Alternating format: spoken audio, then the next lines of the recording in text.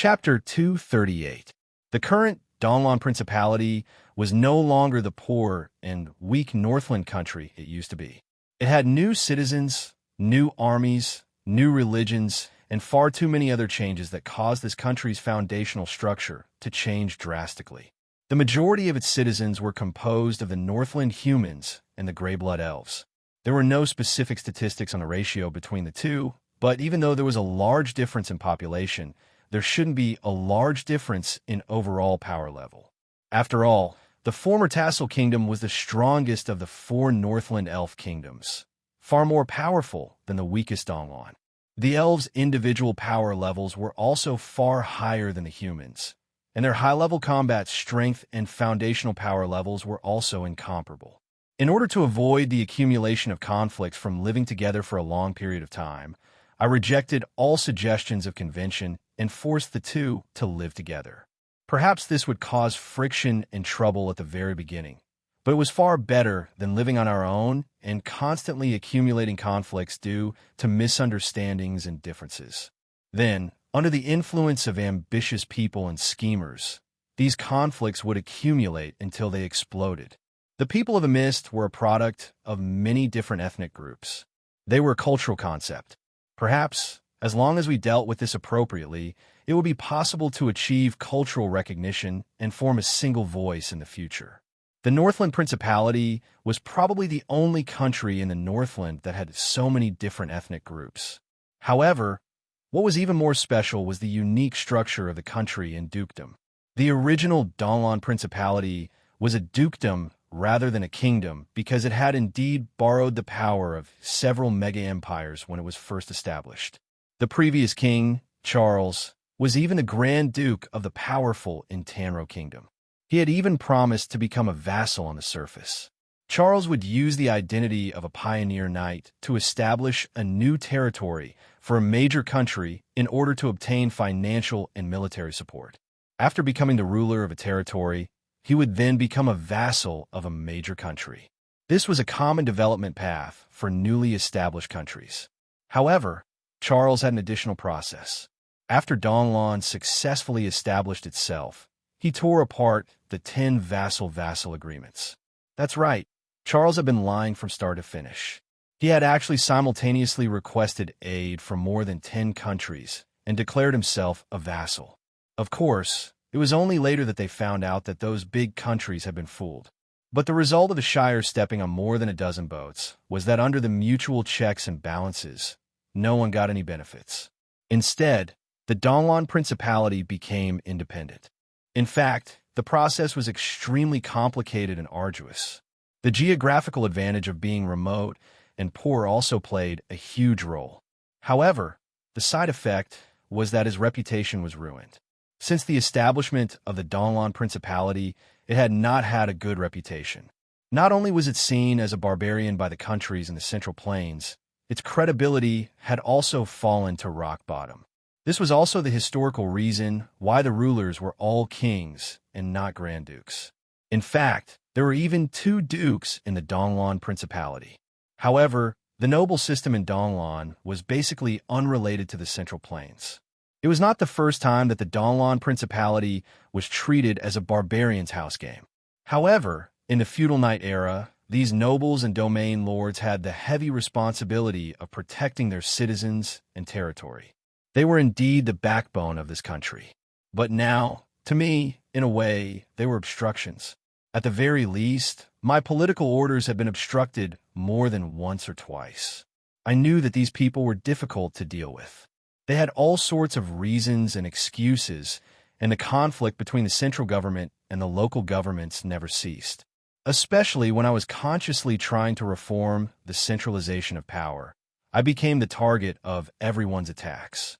Every month, I would receive several complaints letters from the local domain lords to Renee, accusing her, me, of deceiving her and making life difficult for the people. This time, I arranged for the elves to live in the new city, the royal family's territory, and the territories of the prince's nobles. This caused quite a few major nobles to complain.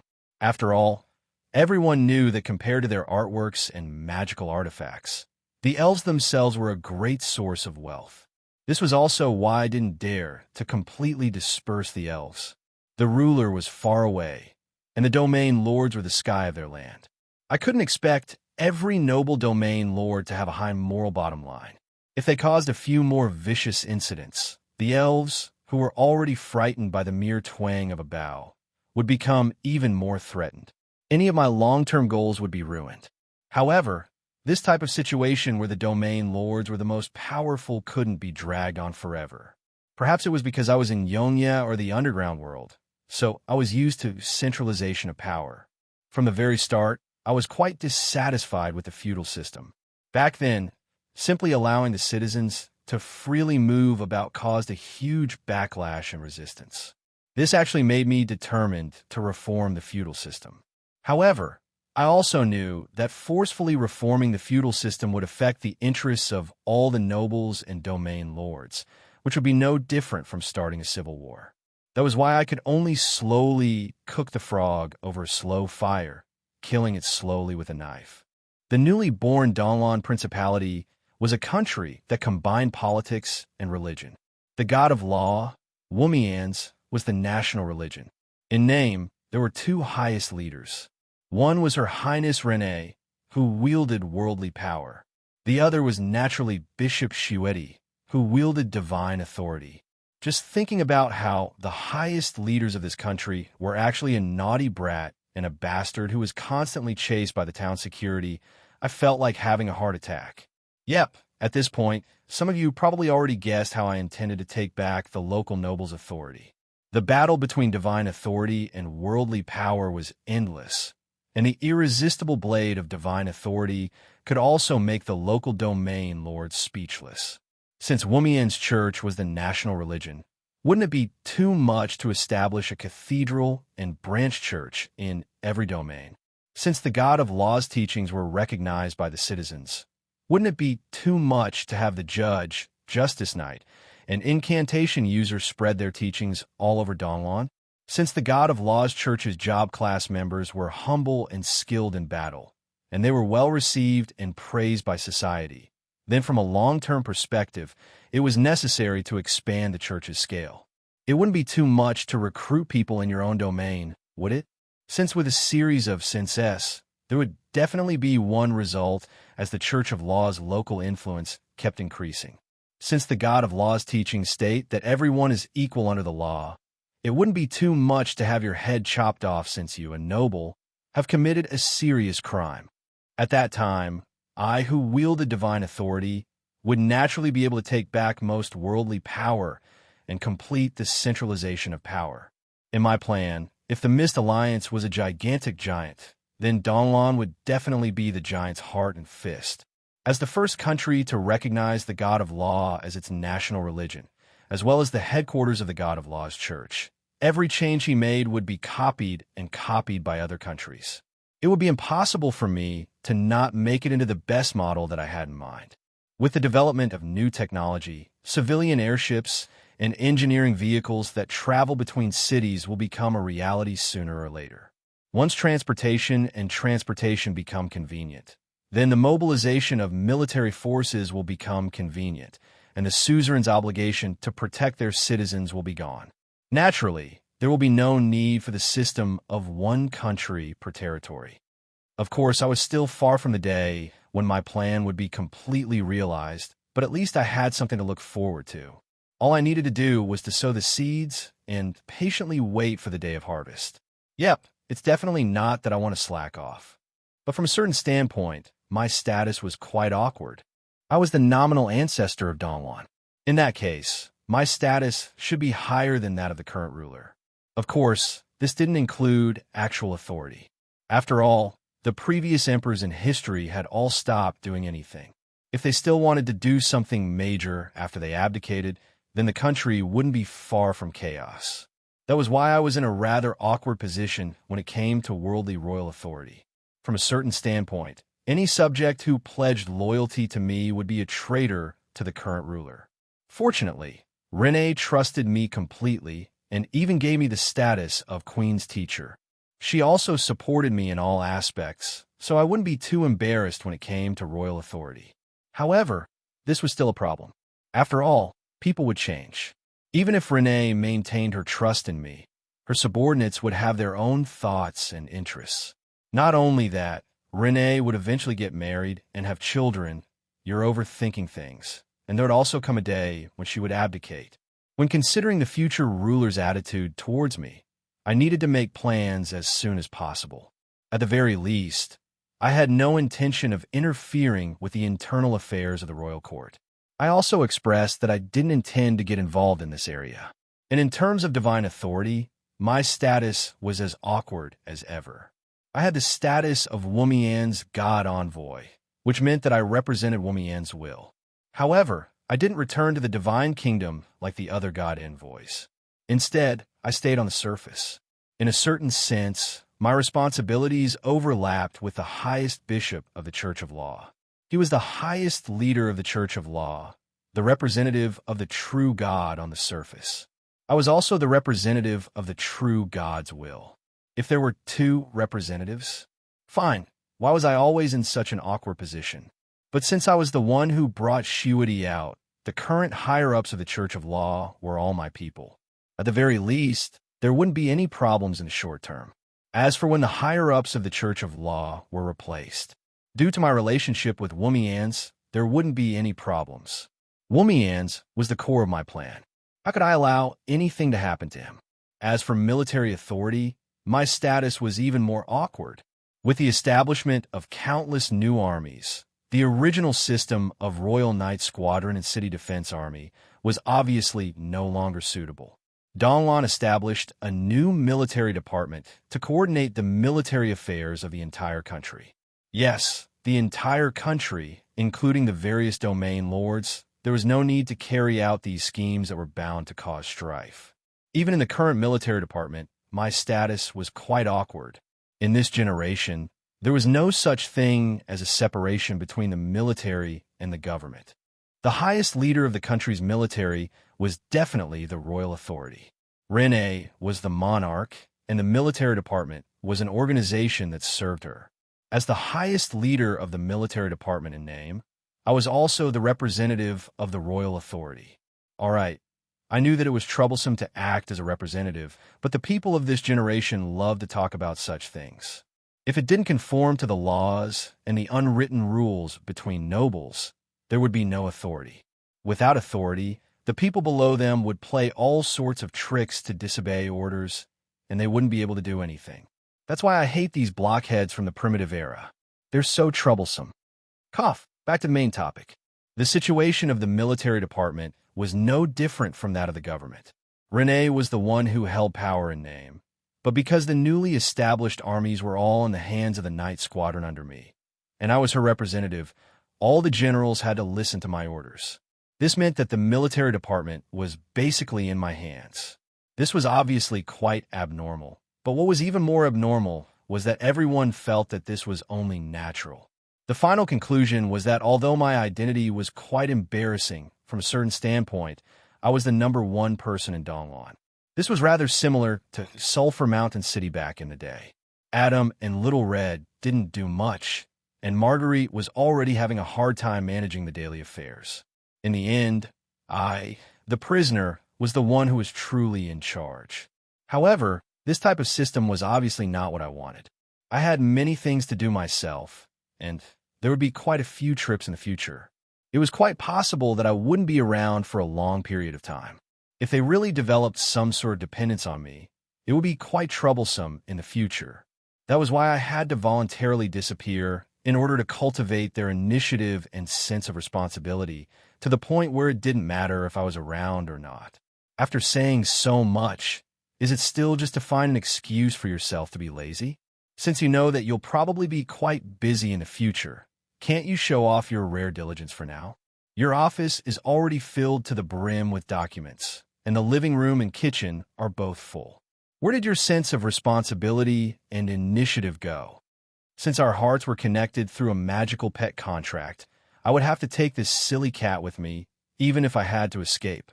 This was probably the source of my unhappiness. Cough, don't listen to Heloise's nonsense. I wasn't doing this because I wanted to slack off. I I was doing this to train my subordinates' abilities so that they could be independent as soon as possible. Train your subordinates' hide-and-seek abilities? You still haven't found His Highness Roland? The town security squad just reported back, but now he's gone again. Damn it, His Highness actually went to hide there. Now, another squad of Night-Knights had passed by. They actually used a Royal Night-Knight on a personal mission to find Roland. This was using public power for personal gain. This was too ridiculous. I was definitely going to scold them when I returned. You actually have the cheek to scold others? If you obediently stayed in your office, how much administrative costs would you have saved? Silly cat, shut up. Otherwise, I'm going to make every meal you have become dog biscuits. Do you believe that I'll find a chance to transform into your appearance and shout, "I'm Roland"? Then, I'll do a square dance while singing Little Apple. It'll even be an old folk dance version. I instantly shuddered as I imagined such a frightening scene. I surrender. Please don't do it.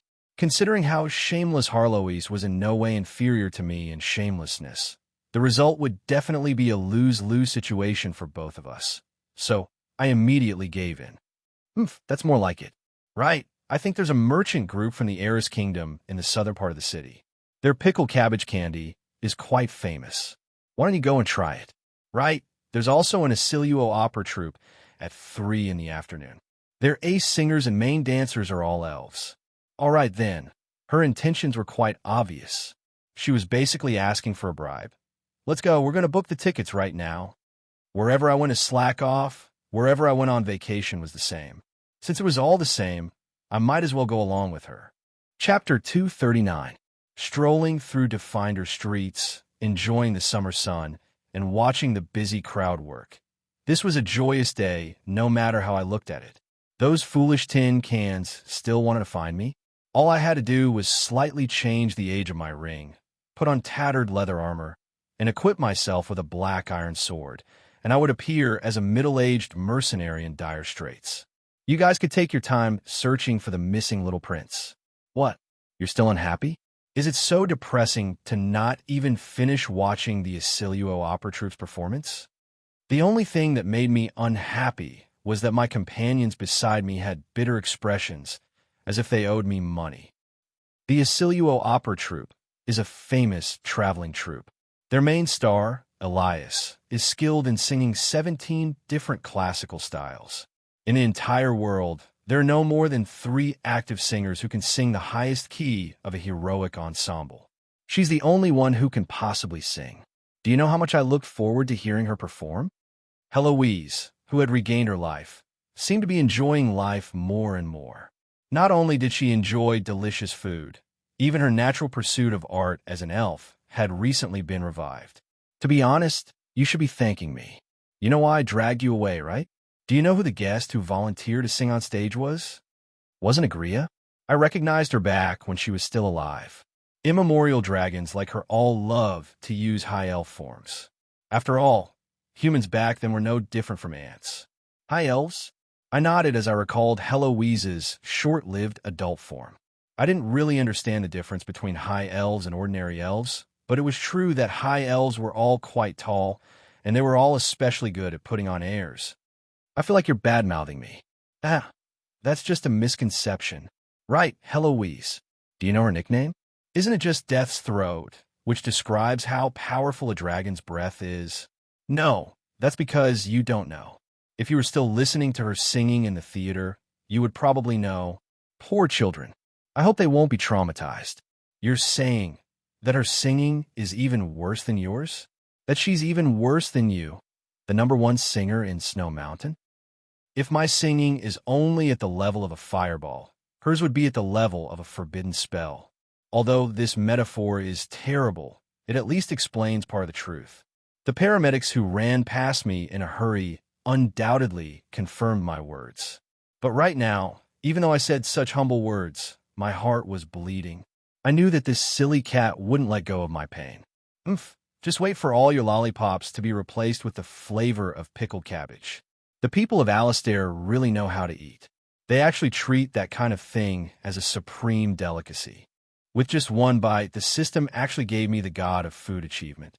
But the strange thing was that even though I could barely eat it, even though I had eaten so much of it, it still only counted as one type. The system was far too stingy.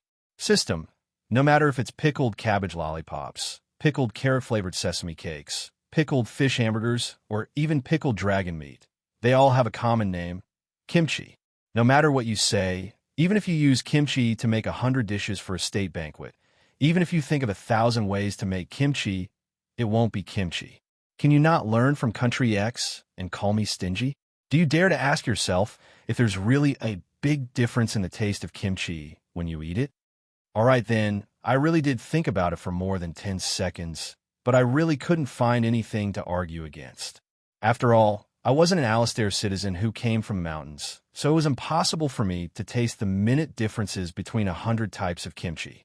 Hey, shouldn't you be telling the truth now? You've been shaking me for so long already, so why are you still trying to fool me? I just don't want you to be troubled. You can tell. Did you forget that I used to be in charge of intelligence back in Shiloh? Do you really think you can fool me with such a small trick? Weren't you the one who notified Griya to come and mess things up? I'm no newbie. Of course I knew that it wouldn't be strange at all for more than half of the members of a traveling opera troupe or circus to be spies. A high silver elf actually became a songstress? Do you really think everyone else is an idiot? Those elves are definitely spies from the southern kingdom of the elves. Actually, I had forgotten that banshees were undead creatures with the ability to take control of others, so they were basically the best at gathering intelligence. As the queen of banshees, Heloise had always been the most powerful intelligence agent in Shiloh. The ace singer Elias? Haha, she should be the silver elf Countess Leah. However, they haven't done anything yet. They won't be able to do anything with the guiltless city's barrier, but it's also impossible to ignore them. Although I can't imprison them since they haven't committed any crimes, and I don't want to offend the elves, so obviously, it's quite easy for me to make them unable to eat for several dozen days and have a splitting headache. Upon hearing this, Heloise nodded thoughtfully, but then she stuck out her tongue as if she was still afraid. Is Griya really that amazing? It can't just be a rumor, right? She's not just amazing, she's vicious. You can imagine it. Just listening to her made my bones resonate for 3 days and 3 nights. That demonic sound invaded my brain, causing me to lose all sense of the outside world. She was actually able to give an undead emperor a headache for 3 days and 3 nights.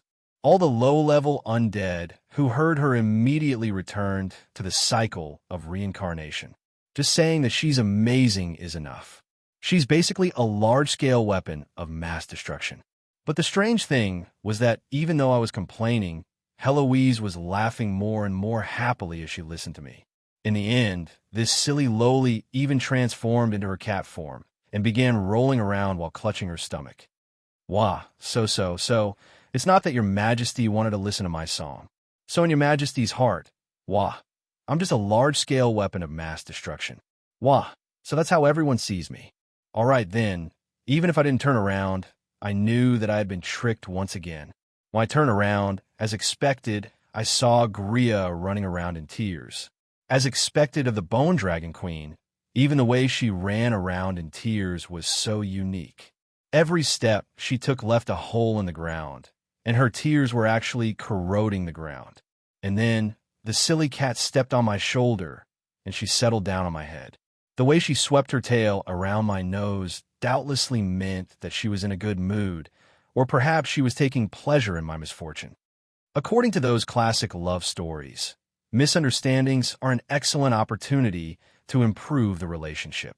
As long as the female lead runs around in tears, a series of accidents will occur, such as leukemia, being hit by a car, suddenly losing her memories, recalling her lost memories, and so on.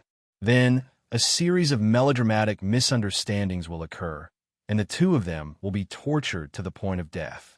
If you want to redeem yourself, hurry up and chase after her. It's said that those things all originated from Eris. You've seen those visitors from the kimchi country, right? You should watch less of them. It's said that watching too much will even cause you to lose intelligence. Chase after her. Actually, I wanted to tell her that long ago, but I couldn't bring myself to do so when I saw her excited expression. Now was perfect, as I could save on the extra expense of having to pay for her annual concert. It would be more worth it to use the cannon fodder undead that she had prepared for her annual concert as laborers. Right? The price of zombie laborers and skeleton laborers in the city had been increasing recently. Should I change my job class to become an undead mage and earn some money? While I was daydreaming, the silly cat spoke up as if she had realized something. The most important thing about information is its authenticity, and the most reliable information isn't something that a noob can gather. It's better to personally gather information. In that case, you've been gathering information about Definder for the past few days. I'm just slacking off. Donlan's intelligence department is still too inexperienced. They have so many useful and useless people. That mountainous pile of reports is basically the same as not reading them at all. I might as well do it myself. When you went to buy food, you were also looking at the prices and types of food. Were you looking at the food market? Yep. The types of snacks, non-staple foods, and alcohol in a region are directly related to the local residents' surplus food, as well as their confidence in the future. If they don't even have confidence in being able to fill their stomachs next year, where they find enough food to brew alcohol and sell non-staple foods. At the very least, it seems that the food market is quite abundant, and the situation is quite good. Heloise also nodded slightly. Actually, her conclusion was exactly the same as mine. I specifically went to the blacksmith district and visited hundreds of blacksmith shops. Even if it's just to forge a black iron sword that costs 5 gold coins. Even went to the secondary goods market and equipment shop just to buy a poor leather armor. You were looking at the smithy industry's level and the combat resources? What was the result? Upon hearing this, I shook my head. Donlan's industrial foundation was far too weak. This definitely wouldn't be something that could be accomplished in a single day. It's terrible. Most smithy shops can only forge low-quality farming tools. Their weapon and equipment forging technology is still stuck at the level of 300 years ago. I searched the entire smithy district, but I only found one silver-ranked blacksmith. Even if they have new technology with their current foundation, they won't be able to use it without a sufficiently skilled master personally teaching them. But we don't have more than 10 years to prepare. My investigation had already proved my previous expectations. Due to the arrival of some master engineers from Sulphur Mountain City, as well as Olive and the others' research team, Definder's engineering and alchemy were probably at the forefront of the world. Also, with the addition of elves, Definder's enchantment technology wouldn't fall behind. However, Definder's shortcomings were even more obvious. Engineering products and excellent weapons and equipment all required industrial products as a foundation. Without the smithy's hard work, even a mechanical titan's blueprint would be nothing more than scrap paper. Without a top-notch sword body, no matter how good the enchantment technology was, it wouldn't be able to create a famous sword.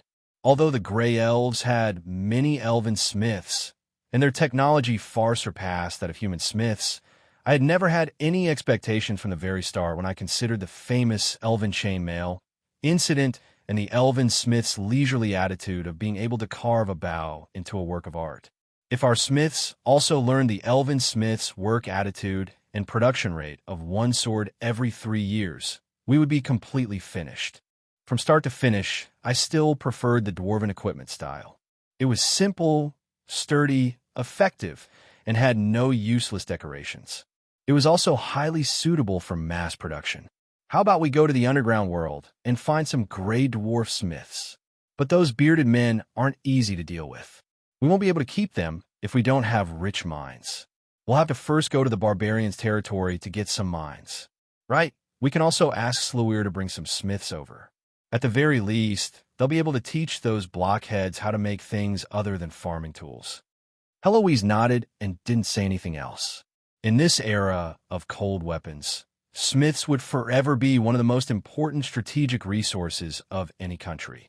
Their skill level and number would directly determine the frontline warriors' weapons and armor. Every country treated smiths like treasures. This was a truly difficult problem to solve. If it's Shiloh, it'll be simple. Forget it. Pretend I didn't say anything. I didn't need to say anything else.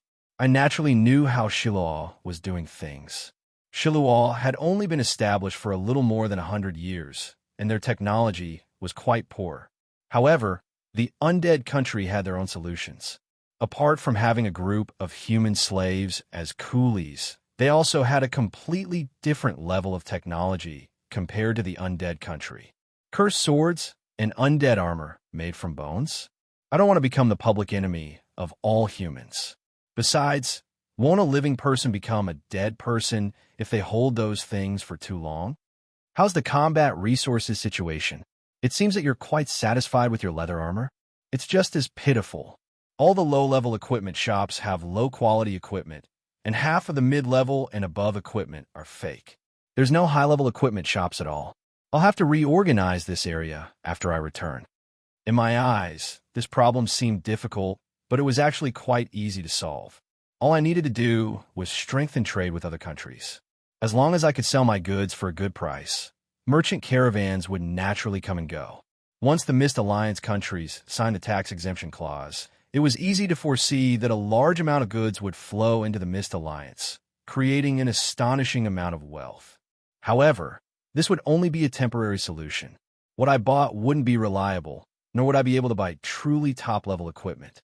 If I couldn't make my own equipment, no matter how many times I bought it, I would always be under the control of others. And so, I secretly made a goal. The royal family will buy all the magical beast materials we obtain from the winter hunt. Even if we lose money, we need to raise our own master smiths. However, the royal family wasn't rich either. In the end, it would still depend on whether or not this arms trade would succeed. Since it was impossible to solve this problem right now, I could only toss it aside. We also arrived at our last stop for the day, the floating dock where the Borealis was anchored. Right now, Envy wasn't alone. A pitch-black airship was anchored next to it. Countless undead were busily working around it, reinforcing the ship's hull and laying down the deck. That's right, they were undead, not smiths. Although they were indeed undead mages and shadow worshippers that most people viewed as enemies, they were currently the most diligent smiths around. This was a ghost airship that was currently under construction. Its hull and keel were real dragon bones. The pitch-black sails were filled with evil secret spells. Evil winds swirled around the ship, and Marcelit's report echoed in my ears. The construction of a dragonbone airship is progressing smoothly. The First Fleet's second airship will be completed on schedule. The Loan-to project will begin as planned. Chapter 240. In the newly born Donlon and Definder, there was actually a group of extremely unique existences, the undead of Shiloh. The newly born Shiloh Empire was an empire with Omar as its ruler. In principle, it also expressed its desire to become a member of the Mist Alliance. In that case, it became one of the allied countries. But after the reinforcements retreated, I requested a large number of high-level undead to stay in Donlon. In order to prevent unnecessary panic, I arranged for them to stay in the Definder inner city of the Guiltless City. At the very least, in this place covered by the Guiltless Barrier, people would feel much more at ease seeing the undead who hadn't committed any crimes. Since Emperor Omar was lacking in certain aspects, such as being brainless and having muscles in his head, it was basically unrealistic to expect him to truly do what a ruler should do. With the support of his many brothers and the joint recommendation of the 6 original senators, the Spider Duke Lionheart, who is known as the only one with a conscience and a normal person among the senators, became the first senator of New Shiloh. As for Omar himself, did he have any objections? He could go wherever he wanted to play, as long as he didn't get in the way of proper business. After all, he only cared about whether or not he was the highest existence. I had the undead stay in Donlon for 2 reasons, apart from strengthening the alliance between the 2 countries and making the people of Donlon more accepting of the undead, as well as for the existence before me. The Dragonbone warship Mizar, internally designated Dragon's Mouth, is 473 meters long and is constructed from specially selected keel bones. It's a hybrid of Ottoman airships and undead magic, and is the sister ship of the Borealis. Your Highness, I have some personal objections to your words. I've had enough of perverts who treat ships as women. If possible, please call me Brother Ship. I could still hear Marcelet's protest, but I could tell that he was in a good mood. It seems that Commander Pierre has been quite active recently. Right, Marcelet, as long as you're willing to give up a portion of your physical body and power, I can help you reconstruct a new physical body. Of course, you can't keep your physical body anymore, but you can still use your undead identity. Although taking away this semi-god level core would affect the Borealis to a certain extent, I now had quite a few high-level undead under my command. It would be possible to make up for this weakness. Thank you for your kindness, but this body is the best bond between me and my family. At least before I get rid of my enemies, this body will be very useful. It will constantly remind me not to forget my past. At this time, Marcelet was still in a half-dead, half-alive state. His body was still like ice and corroded by poison. If he wanted the right to move freely, he obviously couldn't use this body. At this moment, his declaration undoubtedly showed that he still cherished his physical body. Perhaps the memories of the dragon hunter Damus, the first killing his daughter and wife, were still constantly flashing in his dreams. Since this was his wish, as well as his personal choice, I didn't waste any more words and focused my attention on this new warship that was completely constructed from dragon bones. I had already obtained the Ottoman Empire's technicians and technology, but our industrial foundation was far too lacking.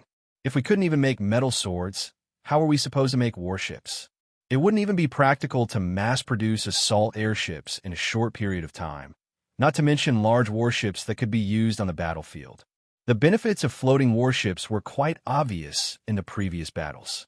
They could transport injured people, supplies, reinforcements, provide firepower support, and deliver supplies. It was obviously against the rules that only allowed the Borealis to attack the enemy and not allow the enemy to attack the Borealis itself. Just based on the Borealis' outstanding performance, we had already received countless orders to purchase it, and this was only the advantages of the Borealis on the battlefield. Why I truly valued was its advantages in regular civilian use. In this era of cold weapons, traveling between cities would only be possible with the help of 4 hooves, horse-drawn carriages. In that case, it would be impossible to travel fast, and the cost of time and manpower would also increase. Along the way, there would often be dangerous beasts, illegal thieves, legal thieves, and domain lords who set up checkpoints to collect tolls. In that case, many merchant fleets wouldn't even be able to reach their destination. Even if they did reach their destination, all sorts of costs would rapidly increase. When the cost of tolls, mercenary hiring fees, and battle damage was added to the cost, it would be quite normal for the price to be several hundred times higher than the original cost. This didn't even include war, plague, or other unstable factors that would cause the price of resources to skyrocket. But if floating warships could become commonplace, stop dreaming. Do you really think that no one has ever thought of using aerial cavalry to transport people? Aerial cavalry that can carry people and goods are all big guys. If you make them do transportation work, they'll definitely earn more than you do. Actually, this might be another world's version of the law of conservation of energy. No matter if it was magical creations or flying magical beasts, as long as they could move around, they would have to spend an astronomical amount of money. Even if I managed to obtain the help of the Ottoman Empire's floating warships to transport people, the money I would earn probably wouldn't even be enough to cover the fuel costs. However, there was a certain type of existence that broke this law. They were the new generation's perpetual motion machines, undead creations. Definder's popular undead laborers were the best example of this. They didn't know fatigue, didn't need to rest, and didn't need to eat or rest. No matter how hard their work was, they wouldn't complain at all. They were basically the ideal type of labor that capitalists dreamed of. This was also the reason why they were so easily accepted despite their cold appearances. The Borealis was a top-level undead construction product, the envy of 7 deadly sins. It was basically a warship that didn't consume any energy. Not only that, the mage towers and energy pools on its deck formed their own energy cycle. They could even absorb the overflowing mana of the land and provide energy to other undead creations. It was a relatively perfect long-term combat platform. If undead airships became common, and all major cities started airship flights, and gargoyle taxis appeared in cities. Fine, I admit that I sometimes have too much imagination, but this seems completely feasible. The current technology is already mature, and there are plenty of undead mages capable of creating these undead creations. All that's needed is the determination to implement them. And this was only the civilian aspect. It was even more so for the political aspect. If all the major cities of the Mist Alliance established regular air routes, then trade, diplomacy, and civilian interactions between countries would definitely become much more frequent. The countries' alliances would also become much closer. No matter how close a relationship was, if it took 3 months to travel, then it would naturally become more and more distant. If it only took 2 or 3 days to travel, then it wouldn't be much different from a neighboring town. I couldn't stop my imagination the moment I started thinking about it. This wasn't just limited to the transportation industry. Undead battle bulls could be used in agriculture, and there were already undead laborers being used in industry to do all sorts of manual labor. How could I not be tempted by such tremendous benefits and possibilities? Of course, I also met with some minor obstacles in my goal, such as the Holy Light, which hated the undead, the Holy Knight who wanted to eradicate evil, and the Holy Church, which was already declaring a holy war. All right then, this was actually quite troublesome. If I openly started an undead industrial revolution right now, the Holy Church would declare me to be the most evil undead mage and heretic in the entire world the very next day. A holy war was just around the corner, but in my opinion, this wasn't an unresolvable conflict. First of all, this was Wumian's territory, not under the god of Holy Light's control. This was the most important part of resolving this conflict. The gods were quite strict about how they divided their territories, and it was quite important for the Holy Church to maintain an appropriate amount of respect for the other order gods. After all, if there really was a god war and the Holy Church was in the wrong, then the god of Holy Light in his divine power server form might not necessarily help his believers. Secondly, the entire human society hated the Holy Church the most in the Northlands. In the recent Holy War, the Holy Church, which should have intervened, didn't. Instead, it was a group of undead that came to help. History and reality intersected, and the Holy Church became public opinion that it was unreliable. This further increased the Northlanders' hatred for the Holy Church. Most importantly, the Holy War was imminent. The Northlands weren't the Holy Church's traditional core area to begin with, and the Holy Church's higher-ups were all focused on the mega-empires. As long as we didn't go too overboard, the Holy Church would be more than happy to pretend they didn't know anything. After all, the Holy Church was currently facing a major enemy, and it would be foolish to break all pretense of cordiality with an old ally and become a new enemy. Of course, I couldn't count on the Holy Church's rationality and tolerance. After all, every religion had fanatics and extremists. That was why my messengers had already set out with valuable gifts. Let me see how much more honest these cardinals were compared to their predecessors from 300 years ago. Considering the impending holy war and the gods' protection, as well as the fact that I was throwing out a large amount of gold coins, I was more than 80% confident that the Holy Church would pretend they didn't know anything. In that case, I could give this plan a try. As for whether or not the Holy Church would take revenge, of course they would, but I didn't know who would be the one taking revenge. As the creator of undead construction, I had probably already surpassed the ancient undead emperors in terms of undead creation. This new airship was something that I had personally designed. It was known as the Dragonbone airship because its main keel and various frames were all real dragon skeletons. Some of these skeletons have been accumulated in the past, some have been recently obtained from the underground, and some had even been obtained from the little girl Renee in this holy war. This was a bone airship that was floating in midair. The pitch-black keel had a faint draconic aura about it. The gigantic airship was covered in black mist, and its ghostly sails were currently accumulating mana. Black lightning flashed in the mist, making it seem like an ultimate weapon that was about to destroy the world. At the very front of the dragon's mouth, was a large sawtooth mouth constructed from keel bones. This would be its future main weapon, as well as the reason for its nickname. Keel bones were precious magical materials that had a price, but no supply. If I were to calculate the cost of building this airship, fine, the cost-performance ratio wasn't important at all.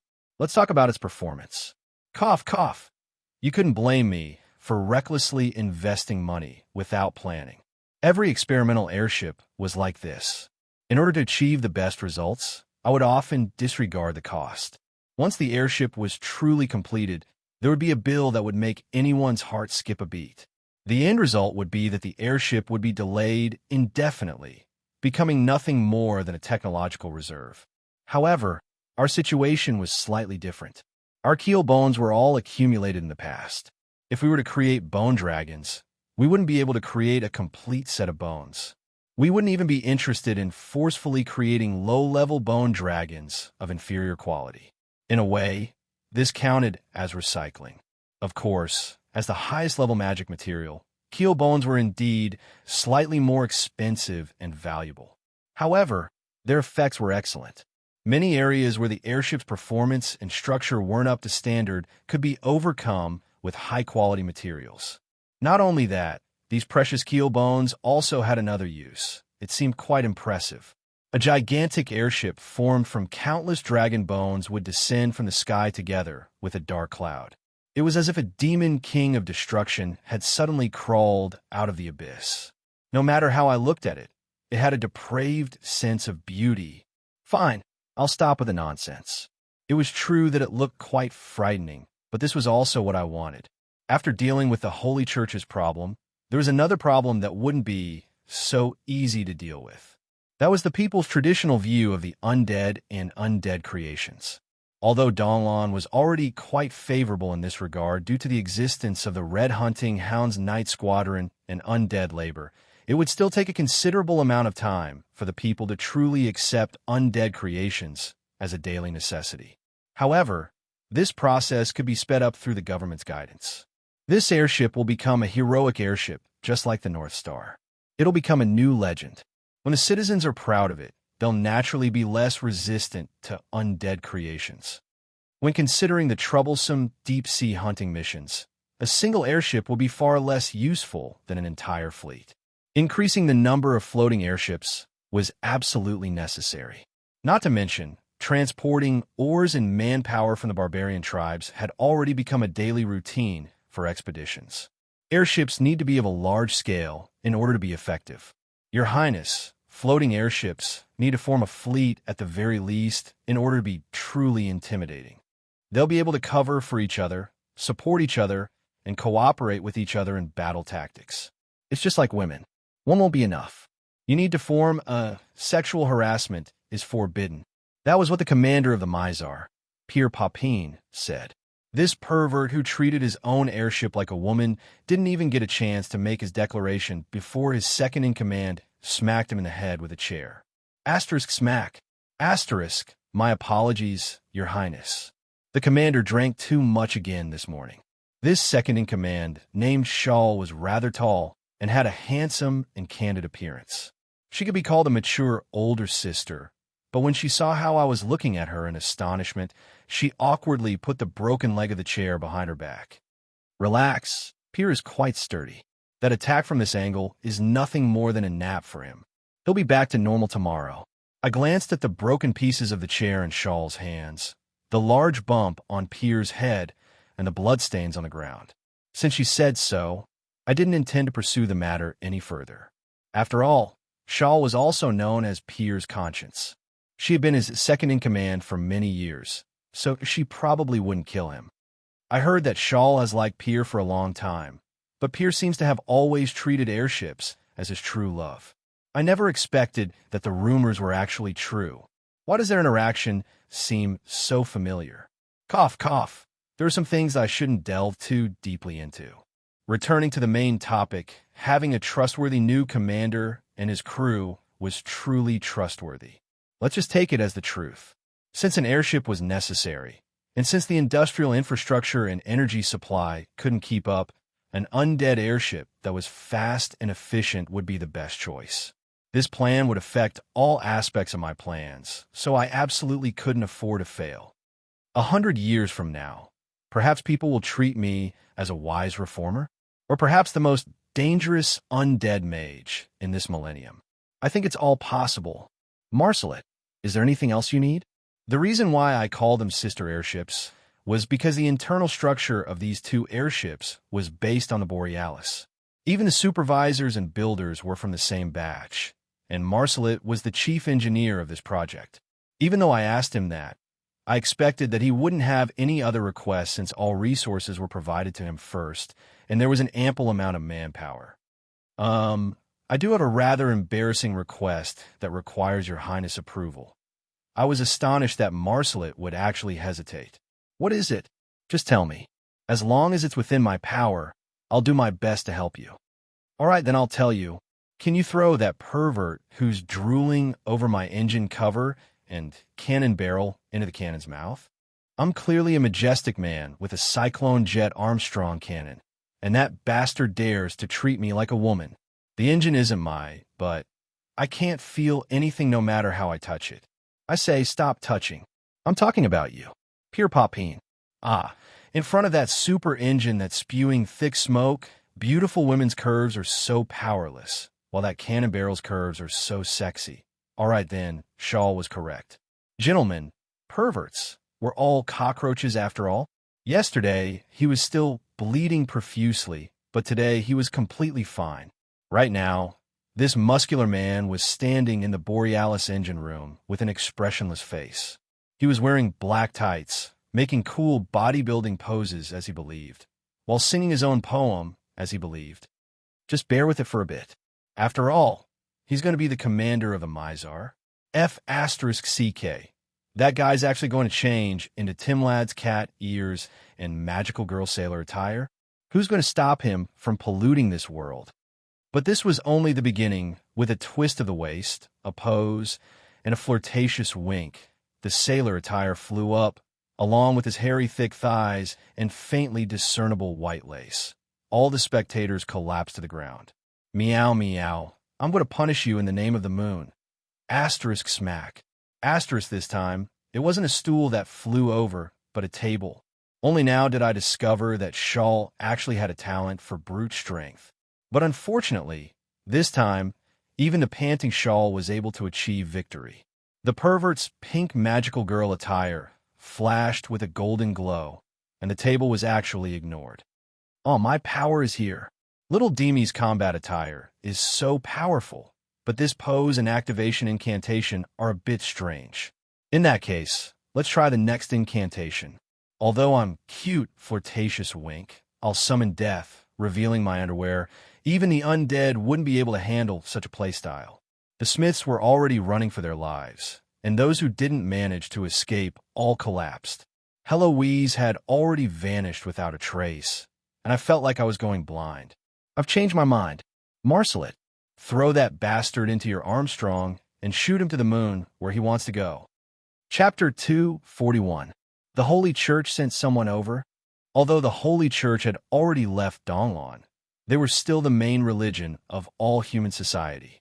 They were the cornerstone of all the gods' churches. Naturally, they would be highly valued if they sent an envoy here. I received such an important notice right after I returned to my residence. No wonder these guys were in such a hurry to find me. It was likely that the Holy Church's envoy group wanted to see me. Cough, you tin cans blocking the door outside. You must be tired. Go back and rest. I really won't go missing again. No need, Your Highness.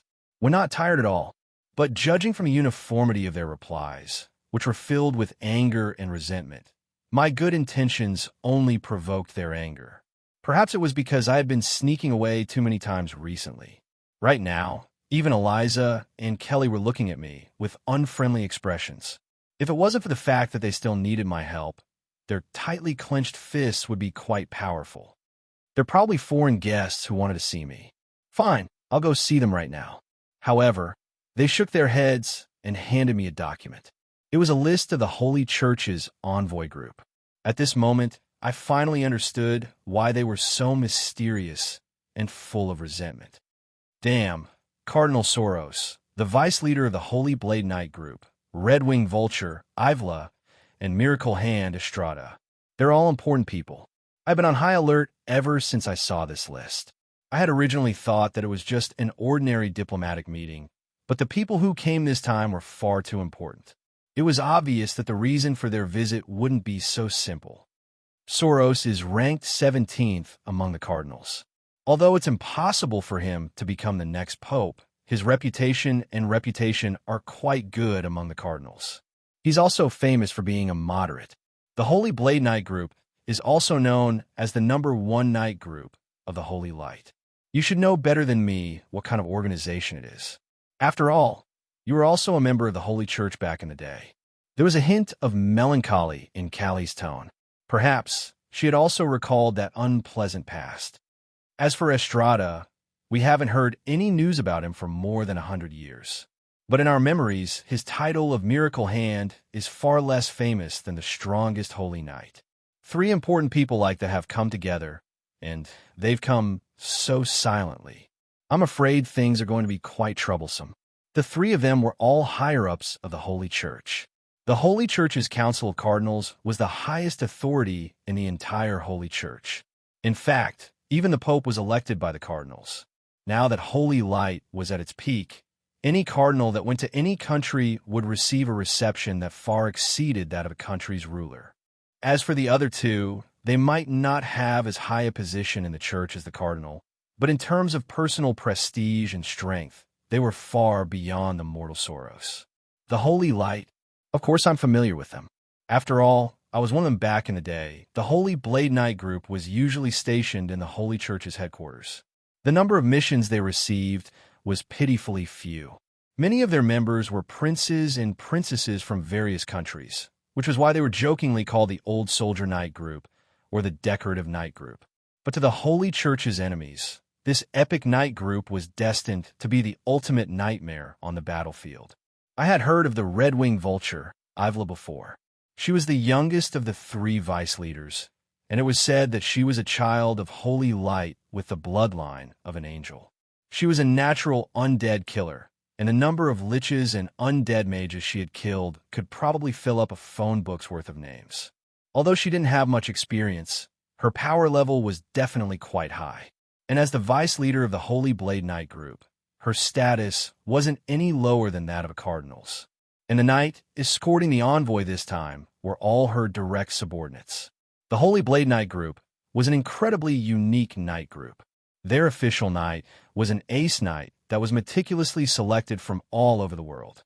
And the knight attendants were mostly the sons of royalty from various countries, apart from those with good potential. They were either willing or forced to come here. If everything went smoothly, they would be the bridge between the Holy Church and each country's royalty. But if something went wrong, they would become unlucky hostages for both sides. This was also why the Holy Blade was known as a knight group for retirement. Indeed, the Holy Blade didn't have many missions and would spend all day doing all sorts of political activities. But looking at it from a different angle, if a knight group of this level had missions every day, the world would have long since descended into chaos. Back in the day, I was also a knight candidate. But if I couldn't become a legend, I would probably remain a knight candidate for the rest of my life. As for that Miracle Hand, Estrada, I was even more familiar with him. It's obvious that they did this on purpose. They actually sent that indifferent teacher. That's right, back in the day, I was Estrada's knight attendant. And this Miracle Hand had already become famous over 500 years ago. He was one of the strongest existences in the entire Holy Knight group. During the Yonye Calamity, we even fought against each other. One of them is a cardinal who represents the Pope's will. One of them was the boss of my knight group back in the day. And one of them is my knight teacher. Should I say that they think highly of me? They've really put a lot of thought into their preparations. Although all 3 of them were specially chosen to deal with me. No matter what the Holy Church intended to do, sending such a large group of envoys definitely wouldn't be a small matter. Kelly and the others also had bitter expressions. Everyone was quite familiar with the Holy Church's style. This list of envoys that was obviously prepared was far too heavy. No matter if they had good intentions or bad intentions, they definitely wouldn't have sent 3 powerful individuals who could be considered influential in human society just to go through the motions. However, I smiled. What would come sooner or later. The Holy Church had always viewed themselves as the masters of human society. It would be strange if they didn't react at all after I caused such a huge commotion in the Northlands. Let's just leave them hanging for now. This is the Miracle Hand, a living myth rank existence. His legends have been passed down for several hundred years. He's basically the incarnation of holy light. Then all the more reason to leave them hanging. If it was any other envoy, it wouldn't have mattered much. But if the opponent was Miracle Hand, it would obviously be a bad idea to hastily accept the challenge. Besides, I could faintly guess why they were here. Leaving them hanging to express our dissatisfaction and indifference would make it easier to negotiate later. Have the tin cans keep a close eye on them. Don't let them wander around and cause any more trouble. Under my command, the tin cans entered. However, the leader of the bear-like knight had a difficult expression. What? You're saying that you can't do it? Idiot, who told you to actually block the door? Go ask that old man on the outside about combat techniques and Holy Light divine arts. Ask that vice team leader about the teachings of Holy Light, and confess your troubles and sins to that cardinal. Form 4 teams, and ask each team for at least 4 hours. I don't want them to even have time to eat or drink. The knight, who was as thick as a bear, had a hesitant expression. But if they don't teach us, one of the teachings of Holy Light is never reject those who desire the light.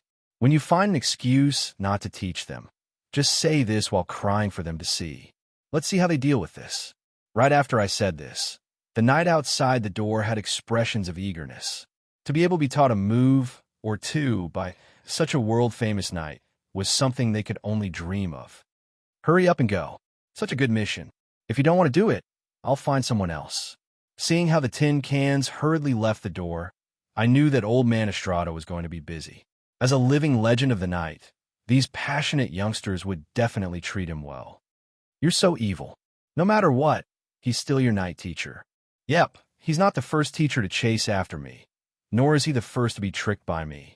Tricking him is no problem at all. I'm really not talking about you. Heloise, don't bite me. All right then. There was a constant warning on my head, and the stares from behind me were even more piercing. Amelia, don't glare at me like that. You probably didn't count back then. Fine, I apologize. I sincerely apologize to the 2 teachers. Please let go, Miss Heloise.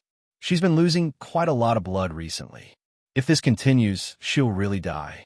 I finally managed to get rid of the binding equipment on my head, so I packed up and prepared to go out again. In order to avoid being blocked by Estrada, I'd better go out and lie low. If those fellows come looking for me, remember to tell them that I'm on a long trip. Why are you guys taking out your weapons? I'm doing serious business here. I'm definitely not trying to slack off. I swear on it. If I tell even the slightest lie, let Bayfong be struck by lightning. Isn't that fellow often struck by lightning? He has no sincerity at all. Enough with the nonsense. Your mission today is to finish all the work on these 3 desks. Before you finish, you won't be able to go anywhere. Damned heresy, damn barbarians. One day, I'll get rid of all these evil and heresy. In Definder's external hotel, the 3 leaders of the Holy Church were sitting together discussing important matters. Meanwhile, the youngest of the 3, Ivla, was furiously roaring in her room.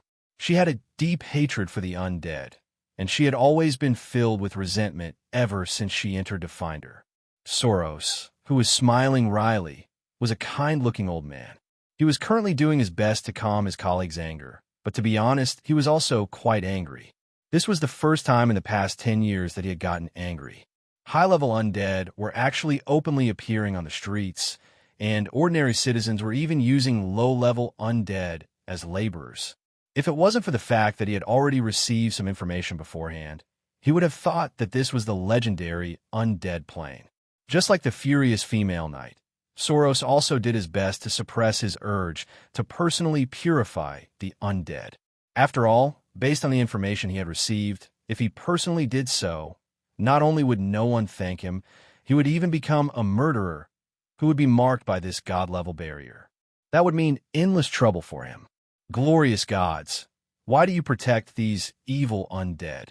And that divine oracle, holy god of light, just what are you planning?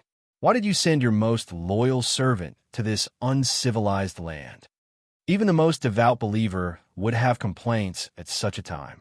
Soros recalled the mysterious divine oracle that had sent him here, the undead living like ordinary people, and the top secret information he had received. At this moment, Soros even began to doubt his own faith. An undying Roland? I never expected such an existence to exist. Unlike Ivla, who only knew part of the inside story, Soros had a clear understanding of his current mission. He was even more qualified to read the ancient scrolls that had been sealed for several hundred years. He flipped open the darkest page in the Holy Church's history, which was symbolized by the light. The undying king, forbidden spell mage, son of holy light, God's envoy of the law god, a man who betrayed the holy light, and the king of heretics. All these halos were gathered on a single person. Even the cardinal was astonished and afraid when he thought about that person's legendary past. He didn't understand why he had to come to this land of heretics, or why he had to make a deal with the king of heretics. My lord, was that a test from you? Please forgive me for doubting your will, but just look at the demons and monsters on the streets. I really feel like I'm making a deal with the devil. Just like in the past, the cardinal's somewhat blasphemous and disrespectful prayers didn't receive any response. But to him, this was yet another manifestation of his unfathomable divine might. While his companions were filled with resentment, the legendary great knight Estrada continued to read his own book as if he hadn't heard anything at all. Estrada didn't seem like an epic hero at all. His appearance was average, his height was average, and his muscles weren't particularly developed. Even his holy power wasn't obvious. He seemed just like an ordinary person. And on the way here, Estrada maintained a silence that Soros couldn't understand. He was either reading a book or drinking tea. Anyone who didn't know better would think that Estrada was a tourist here for sightseeing. But there was nothing Soros could do about this senior, who looked even younger than his own grandson. He could only let Estrada do as he pleased. One of his companions was infuriated. Soros had to constantly be on guard against her raising her sword and doing something that would affect the Holy Church's reputation. One of his companions lived in her own world, and Soros couldn't interfere at all. Although this wasn't his first time serving as an envoy, Soros truly felt like he was getting old. Was it time for him to retreat? But before the old trouble was over, new trouble had arrived. The sky wasn't even fully bright when Soros heard the commotion outside the door again. It would seem that the lost sheep seeking the teachings of the holy light had arrived again. Although it was a good thing that there were people willing to accept the teachings of the holy light, it was already past 3 in the morning. That was quite annoying. Yet, these young people were so sincere and considerate. They even kept saying that the holy light will never reject those who seek it. This made Soros, who always paid attention to his image, unable to say anything harsh to them. But wasting time like this wasn't a solution. Soros and his group were here to discuss important matters, not to spread the holy light's teachings. Being surrounded by such a group of people would make it impossible for them to do anything. When Estrada heard the young man's voice from outside, he could only smile bitterly. Last night, he had also been pestered quite badly by Estrada. Estrada couldn't even bring himself to refuse this sincere young man. Teaching others was quite tiring, and teaching several hundred people in one day had nearly killed him. If he had to do it again today, nobody would be able to take it anymore. It would seem that I can't keep wasting time like this. Otherwise, Roland will definitely have even worse tricks up his sleeves. It's time to talk to him directly. Chapter 242. The Holy Bath Pond? Is there such a thing? It wasn't difficult to find out why the Holy Church had come, at least on the surface. After all, there were many people in the Holy Church's headquarters, and there were many Holy Knights escorting us. It would be far too easy to find out information from a canned person whose intelligence was only slightly higher than a musclehead's. Haha, stop joking around. Out of all the gifts you gave to the Holy Church, that holy bathing pool was the most unique. Holy Bathing Pool is one of the 3 holy relics left behind by the god of holy light in the mortal world. Pope Coloma I, who had just ascended to Holy Light's throne not long ago, was overjoyed. He treated the return of the holy relic as a miracle and held a grand ceremony to retrieve it. In the conference room, Kelly seemed to be in a good mood as she looked at the latest information. It would seem that my luck was quite good. I had given the most valuable gift at the most appropriate time, but why didn't I remember giving something like the holy bath pond? I did my best to recall all the arrangements I had made. From a certain standpoint, if I wanted the Northlands to develop and reform as I wished, there would always be a barrier that I would have to face. The Holy Church, which was the main source of public opinion and righteousness in all of human society. If I stepped on the line slightly, and that Pope Coloma I suddenly went crazy and declared another holy war against Donglon, we would be in deep trouble. It wasn't that I was overthinking things. The god of holy light, indeed, wouldn't make trouble for us with the impending war. In fact, he might even actively recruit allies, cannon fodder. However, it would be difficult to say for the Holy Church, which was made up of mortals. Especially with my rather glorious past, which included the fact that I had almost completely wiped out the Holy Church's allied army. It would be quite easy for me to touch the Holy Church's sensitive nerves and dignity. Not long ago, we had just expelled the Holy Church's local branch church. If this was just an ordinary small, remote country with Wummian support, it wouldn't be a big deal. The Donglon Principality wasn't the only country that refused to believe in the Holy Light. In the world of Aichi, where all the gods coexisted, the god of holy light wasn't the only god that could rule over everything. However, we had just won a great war that attracted the attention of the entire world.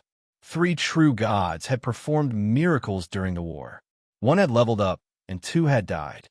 Plus, the bitter battle on that snowy night, as well as the changes in the fate of the elves and beastmen, made this frozen land in the Northlands the focus of the entire world. With the participation of 2 mega-empires, Alland and San Antonio empires, the value of this bitter war was guaranteed. Human society's view of the Northlands changed slightly, but this also brought about a small problem. The key point of the Northlands transformation, the night when the undead knights returned, had long since been discovered by those with ulterior motives. The Ottoman Empire and the San Antonio Empire, the 2 mega-empires, had participated in this war. The entire human society's view of the Northlands had changed, and it also indirectly revealed a forgotten past. Those brave knights who had been wronged and humiliated naturally damaged the reputation of the Holy Church, the villain of the story. Actually, this legendary story had already been sung by countless bards in taverns and on the streets. The undead knight who had raised the broken flag in battle formation had shocked and moved countless listeners. Not only did it increase the reputation of Donglon, it also indirectly dug up a forgotten past. Those brave knights who had been wronged and humiliated naturally damaged the reputation of the Holy Church, the villain of the story. Perhaps the Holy Church was no longer the foolish, inefficient, and arrogant organization that had gone through multiple religious reforms. However, most people wouldn't care about such minor differences.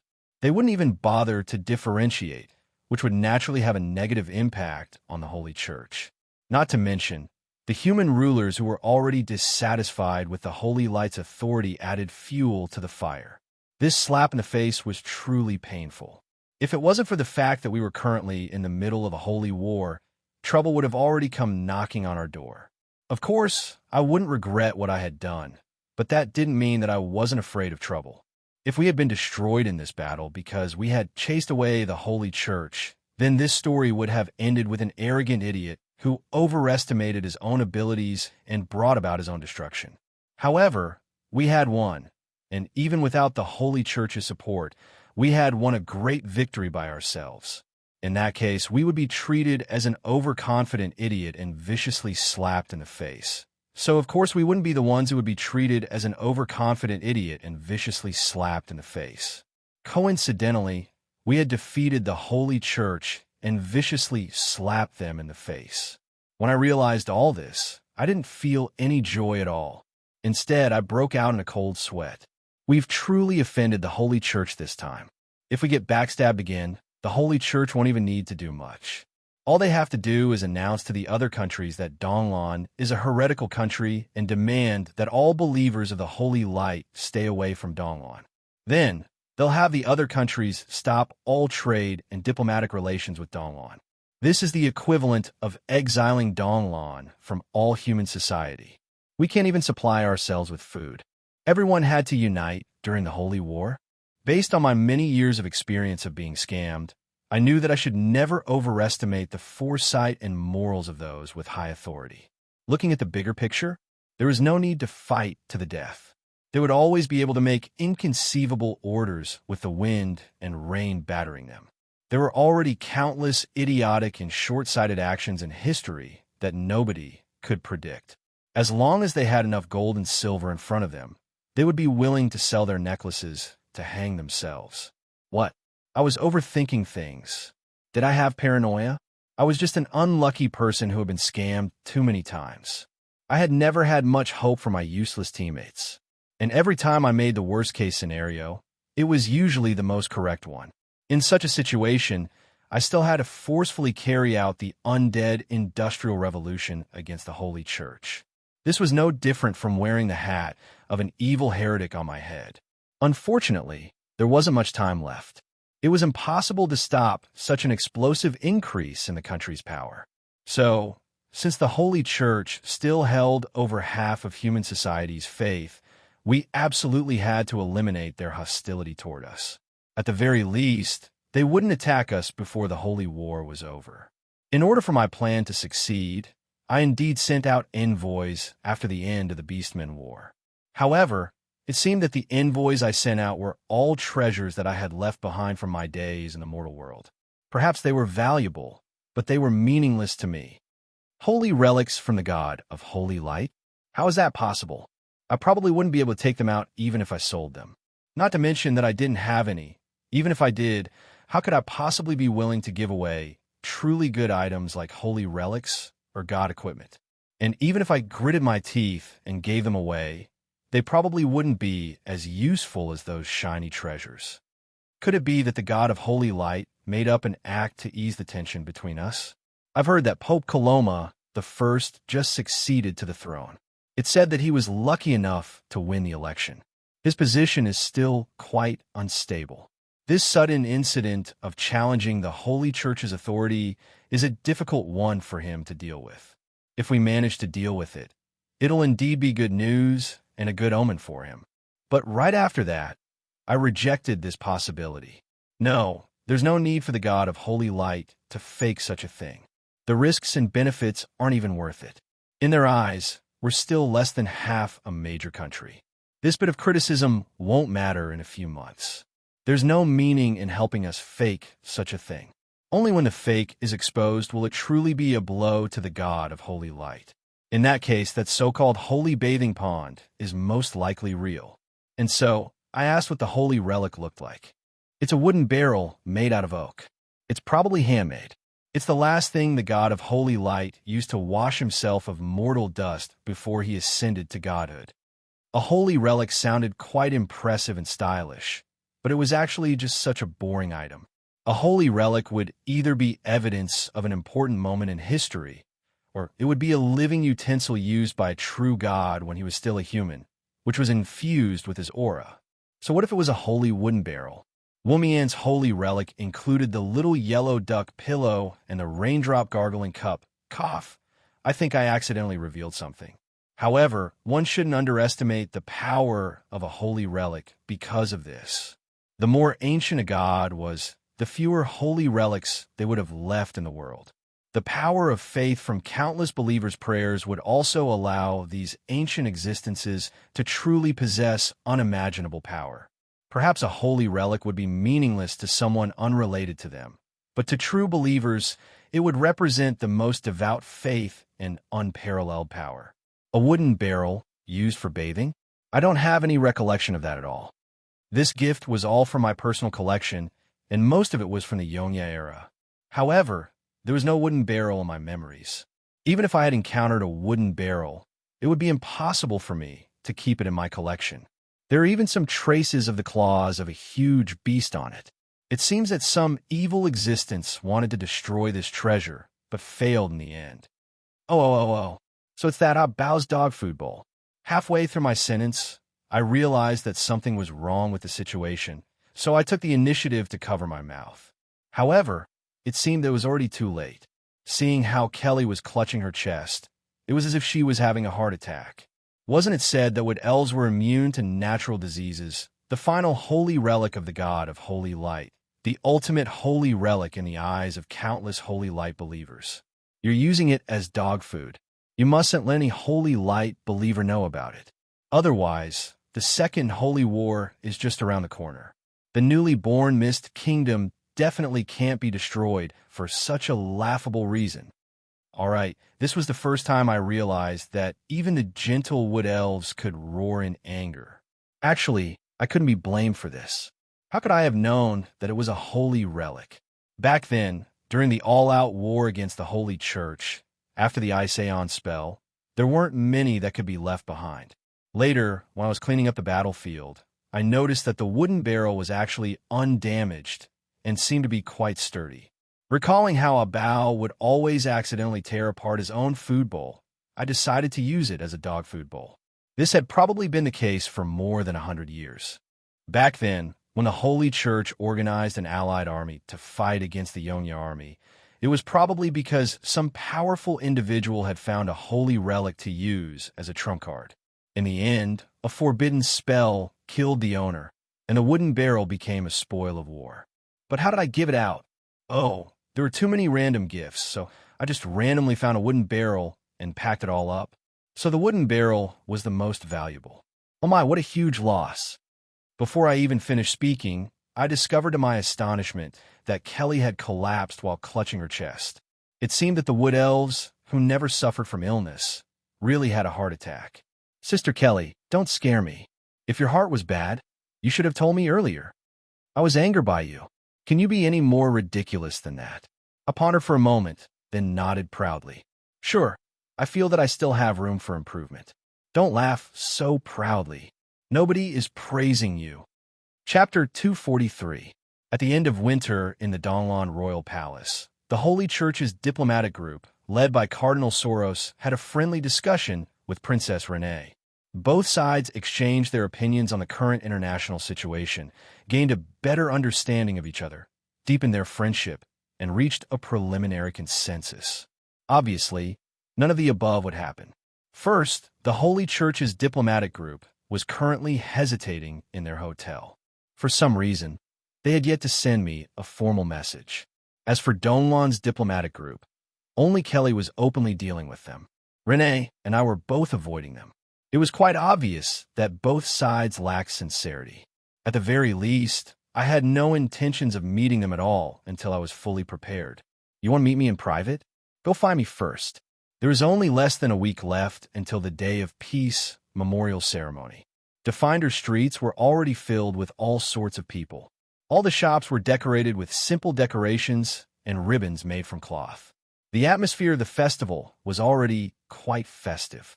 If one took a closer look, due to the lack of resources, it would be impossible to see any expensive artwork or decorations. Extravagant decorations like the Ottoman Empire's extravagant decorations would be impossible. However, the Northlanders had their own clever tricks. Even if artificial scenery wasn't enough, natural scenery was still pretty good. Ice sculptures were all over the streets, including mythical and legendary divine beasts. Towering snow giants were gigantic and ferocious, while a white dragon with flapping wings was breathing its breath. And in front of it, a brave ice knight was also charging forward.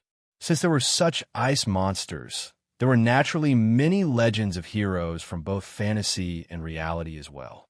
The shops on both sides of the streets also had broken icicles hanging from their roofs. The icicles had been painted in different colors, and they were no less attractive than jewelry decorations. Children were pushing snowmen, and young people were wearing their new clothes to enjoy the rare free time. The elderly were also walking on the streets, enjoying the warm sunlight that was rarely seen during winter. Compared to other country celebrations, Donlan celebration may be lacking in terms of resources and organization. But at least from the smiles on people's faces, the joy from the bottom of their hearts was obvious. After all, Donlan hadn't had a day worth celebrating for a long time. The various countries' envoys had all arrived by invitation. Although their main goal was the private arms trade, they wouldn't refuse to enjoy this rare Northland celebration. The future Mist Alliance would have the largest number of envoys. Not only would there be official envoys, there would also be many civilian merchants and tourists. Although this revived country wasn't rich, it still represented endless opportunities and business opportunities. Safeguard. Hey, why did you catch me? The gnome that was hawking his goods was stopped by the guards. Last month, we received 329 complaints about your safety card, an average of 10 complaints per day. According to the new city regulations, starting from the beginning of this month, all sales of the safety brand have been banned. How dare you sell on the streets? Confiscate all goods. You'll be fined 50 gold coins. Normally speaking, asking for a gnome's money would be no different from asking for their lives. It would be no different from asking for an epic rank quest to make a gnome obediently hand over money. The gnome's eyes spun as he came up with an idea. Misunderstanding, it's all a misunderstanding. My lord, please take a closer look. Actually, this isn't a safety card. The strokes are a bit messy, so you probably misread it. This is obviously a safety card. Yep, I accidentally said it wrong just now, but it's not illegal to say it wrong, right? All right then. The gnome instantly switched to a different card. Unfortunately, he wasn't the first gnome to come up with such an idea. The guards had long since come up with a countermeasure. Fine, then we'll charge you with selling counterfeit products. You'll be fined 100 gold coins. Looking at the scene in front of me, the passers-by on the side laughed out loud. I nodded my head in satisfaction. In the new era, new troubles required new regulations and ways to deal with them. It seemed that spending time to create new regulations for the city's public security would be quite necessary. The gentleman's hunting guide should have already been distributed to everyone. Hey, it's such a nice day. Why are we two men walking the streets together? I looked around as I walked. Adam, who was walking with me, was full of complaints. If you want to walk the streets or patrol the streets, any random female companion you invite would be much better than me. Two men walking together. And you still think that there aren't enough messy rumors? Also, what are those doujinshi? Two men hugging each other. Those damn gnomes. They're willing to sell anything in order to earn money. 2 days ago, I discovered that even Marguerite started collecting them. Even though she knows that they're all made up, she's still secretly enjoying them. I was speechless upon hearing this.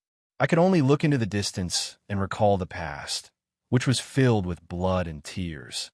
About that, I've already investigated it. It wasn't the gnomes who did it. The gnomes were only selling it. The culprits were those damned brats from the town security. The main culprits include your precious little girl. Not only did Marguerite collect them, she was also one of the main artists. Many of those doujinshi in Sulphur Mountain City were her works. Tell me, how should I put an end to this? I felt rather helpless as I talked about such embarrassing things. But when I saw how Adam's face instantly turned the color of a pig's liver after hearing what I said, I knew what his wife felt like when she collected doujinshi with him as the main character. Seeing Adam's bitter expression made me feel much better. As expected, the saying that if you're troubled, you'll feel better if others are even more troubled than you are is true.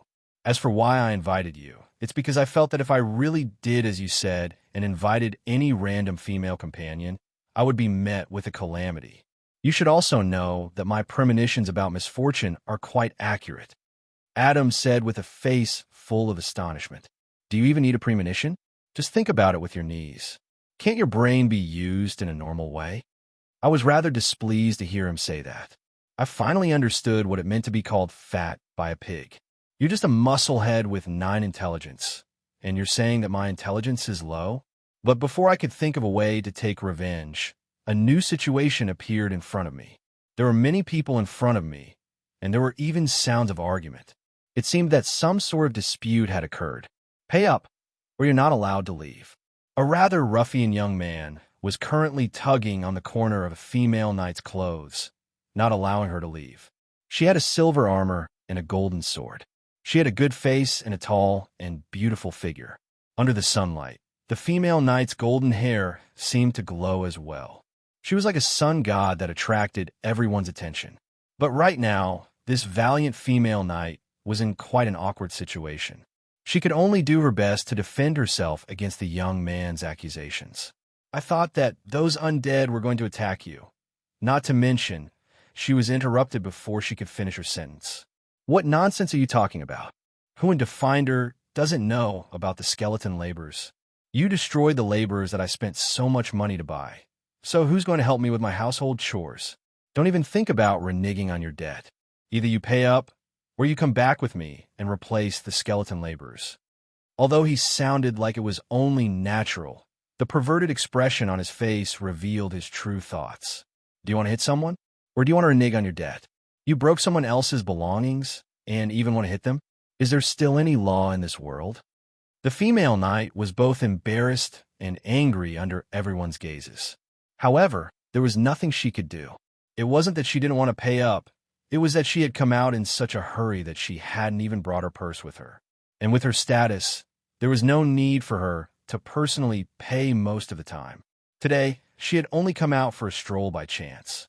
When she saw that the undead seemed to be about to attack that man, she instinctively attacked. She knew that something was wrong the moment she attacked, but it was already too late. Now that she was being held up by the undead, there was nothing she could do. Judging from the hostile gazes of the bystanders when they looked at her holy light emblem, the rumor that holy knights weren't welcomed here was actually true. This was the first time that she had been surrounded by so many hostile gazes in a human city. Just as she was hesitating about whether or not she should ignore everything and rush out, a person suddenly stood in front of her. His bright smile made her recall the First Knight Squadron's ceremonial smile. However, this person's smile was even more natural and enthusiastic. The faint holy light emanating from his sword sheath was the best indicator of his identity, a young holy knight. Holy light above, sister, do you need any help? Chapter 244. After the Holy Church's branch was exiled, Definder's Holy Knight job class became a rare one. But today, two obviously high-level Holy Knights were chatting as they strolled through Definder's most prosperous business district. Oh, so you're here on official business. You were sent here right after the battle ended. It would seem that the Holy Church's headquarters are paying a lot of attention to the battle situation here. The female Holy Knight nodded. There was no need to deny this. The fact that the Northlands had come here proved everything. While the Ottoman Empire was in a stalemate, nobody expected that the Northlands would be the first to obtain victory. This shocked all the other countries. This is a good start in this holy war. Plus, Donglan sent such a great gift at this time. The Holy Church and His Holiness are both quite happy, which is why they sent us here to reward you. Reward you? That Roland isn't easy to deal with. It'll be quite difficult to give him a reward that he's satisfied with. Besides, since Donglan sent us a holy artifact, how could he possibly return it with just a few words of thanks? Could it be that the higher-ups are willing to pay such a high price? Although it's still a secret right now, since it's going to be announced sooner or later, there's no harm in telling you. This time, Pope Coloma I is giving us an honor that no one will dare to believe. Red-winged vulture. Ivla was quite grateful to the young holy knight before her.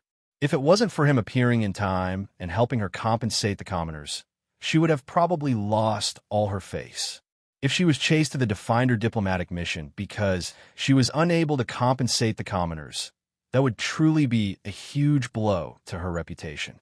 Just as she was feeling troubled, this young holy knight appeared. Although she didn't know how this holy knight from the Northlands managed to obtain such respect in this hostile region, judging from how quickly he admitted defeat and how the people around him treated him, he seemed to be quite popular. And judging from how many people bowed to him on the way here, this was inconceivable for Definder, which was obviously prejudiced against holy light job classes. Perhaps he can be of some help to our current predicament. Avla had already decided to introduce this holy knight named Rollo to the Definder diplomatic mission. A local tyrant would be able to provide information and connections, which was exactly what the Definder diplomatic mission needed. At this moment, Rollo asked about the mission of the envoy group's visit. Considering that Rollo was obviously a member of the Holy Knight faction, as well as the fact that Rollo had helped her, Ivla casually told him about the purpose of her visit. It's not any great secret, but the political implications are quite important. It's a little sensitive. It's a little secret, so please don't tell anyone else about it, especially the Donglan royalty. Holy Light. I swear that I won the name that I won't tell anyone else of Holy Light. Holy Knight. Rollo. I Rollo Night Rollo. Light Rollo. Holy. This time, His Holiness the Supreme Pontiff is giving him the title of Saint. Holy Church's Holy Knight. Holy Knight. Knight. Holy. Saint. Rollo Saint. Saint. Saint. Saint rank. That's right. It's completely incomprehensible. I don't even know what the Holy Council and Church are thinking. Can the title of Saint be casually given out? Not to mention, it's given to a foreigner who's still alive. Perhaps he was indeed a model holy knight in the past, or perhaps finding a holy artifact was a commendable achievement, or perhaps he even received a proposal for a title. But the past is the past. Just look at this city. It's filled with filthy undead. He's with the undead. So how can he give such a noble title and the honor of a holy knight to an evil person? This is a humiliation to the entire Holy Church. The female holy knight stomped her feet in anger as she spoke. The dissatisfaction she had accumulated over the past few days was evident in her words. In front of these two elders, she only dared to vent. Now that she had a chance to vent, she couldn't help but complain. But it was no wonder she was so angry. The title of saint was usually given to a holy disciple that the Holy Church recognized. It was basically a title that would only be given after death. But this wasn't just a title.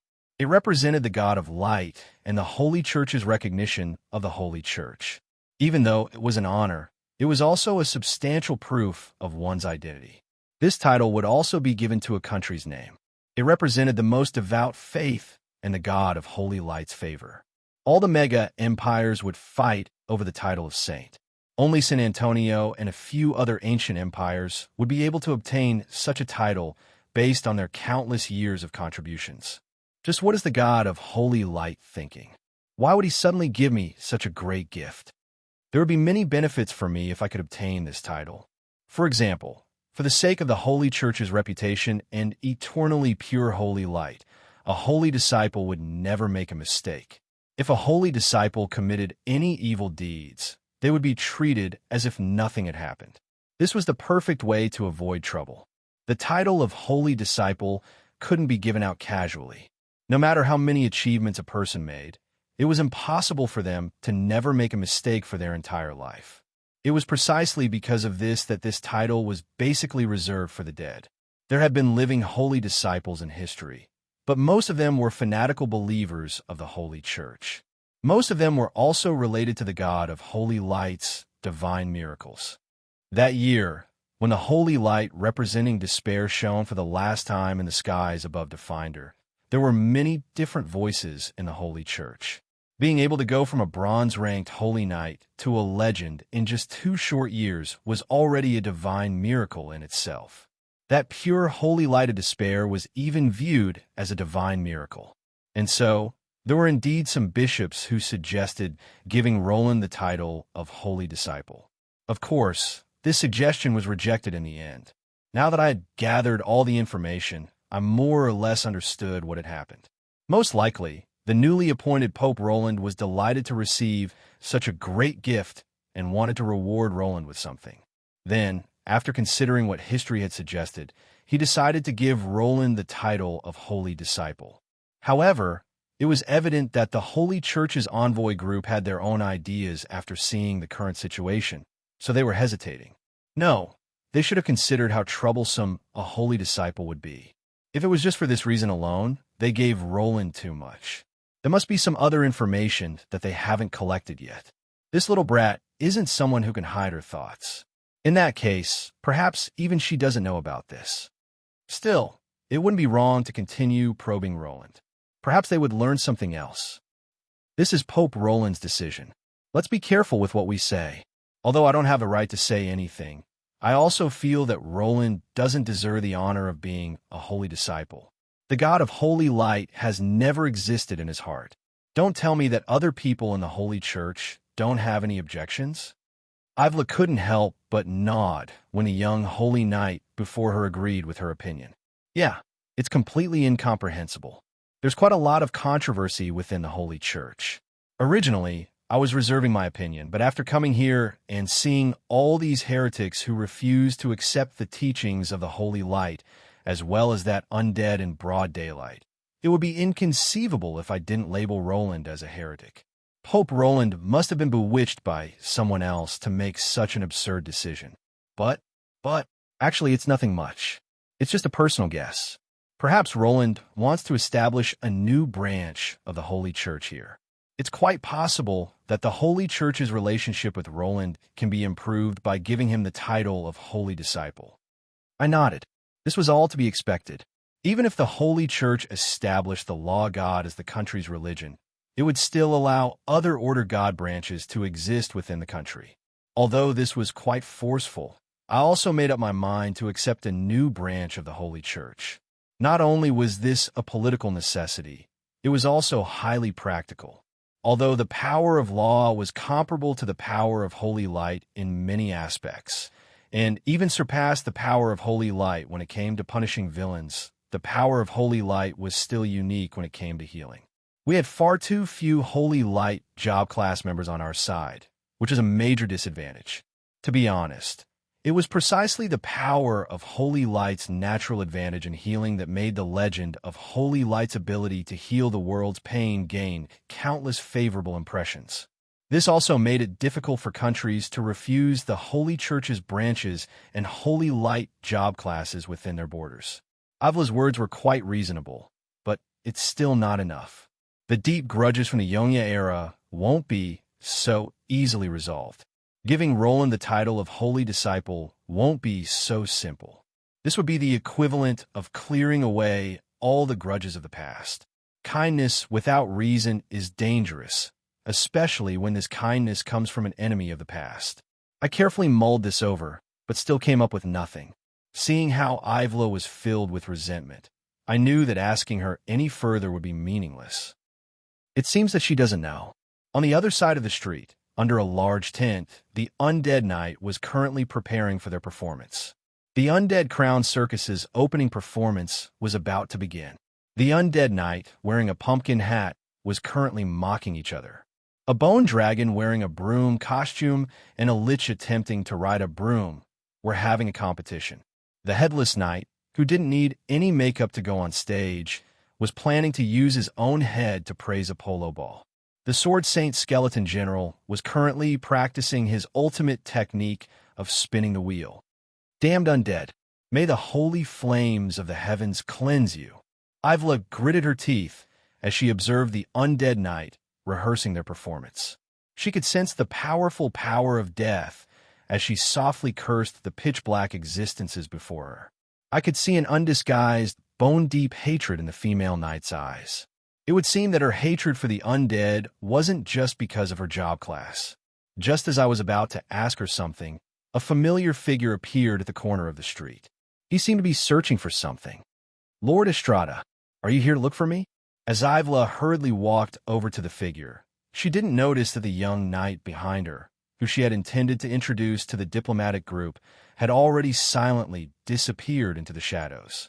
Estrada's first reaction upon seeing Ivla was surprise. He seemed to sense the aura of someone familiar from the female knight, so he immediately asked her about it. "Who are you with just now?" Perfect timing. "Lord Estrada, let me introduce someone to you. He's also a local holy knight. He helped me out and is quite familiar with this place. Rollo, this is Lord Estrada." "Rollo? Where's he?" I turned around, but that friendly young holy knight had already disappeared without a trace. Soon, after learning the physical characteristics of that holy knight who had warmly helped me, Estrada's expression turned ashen.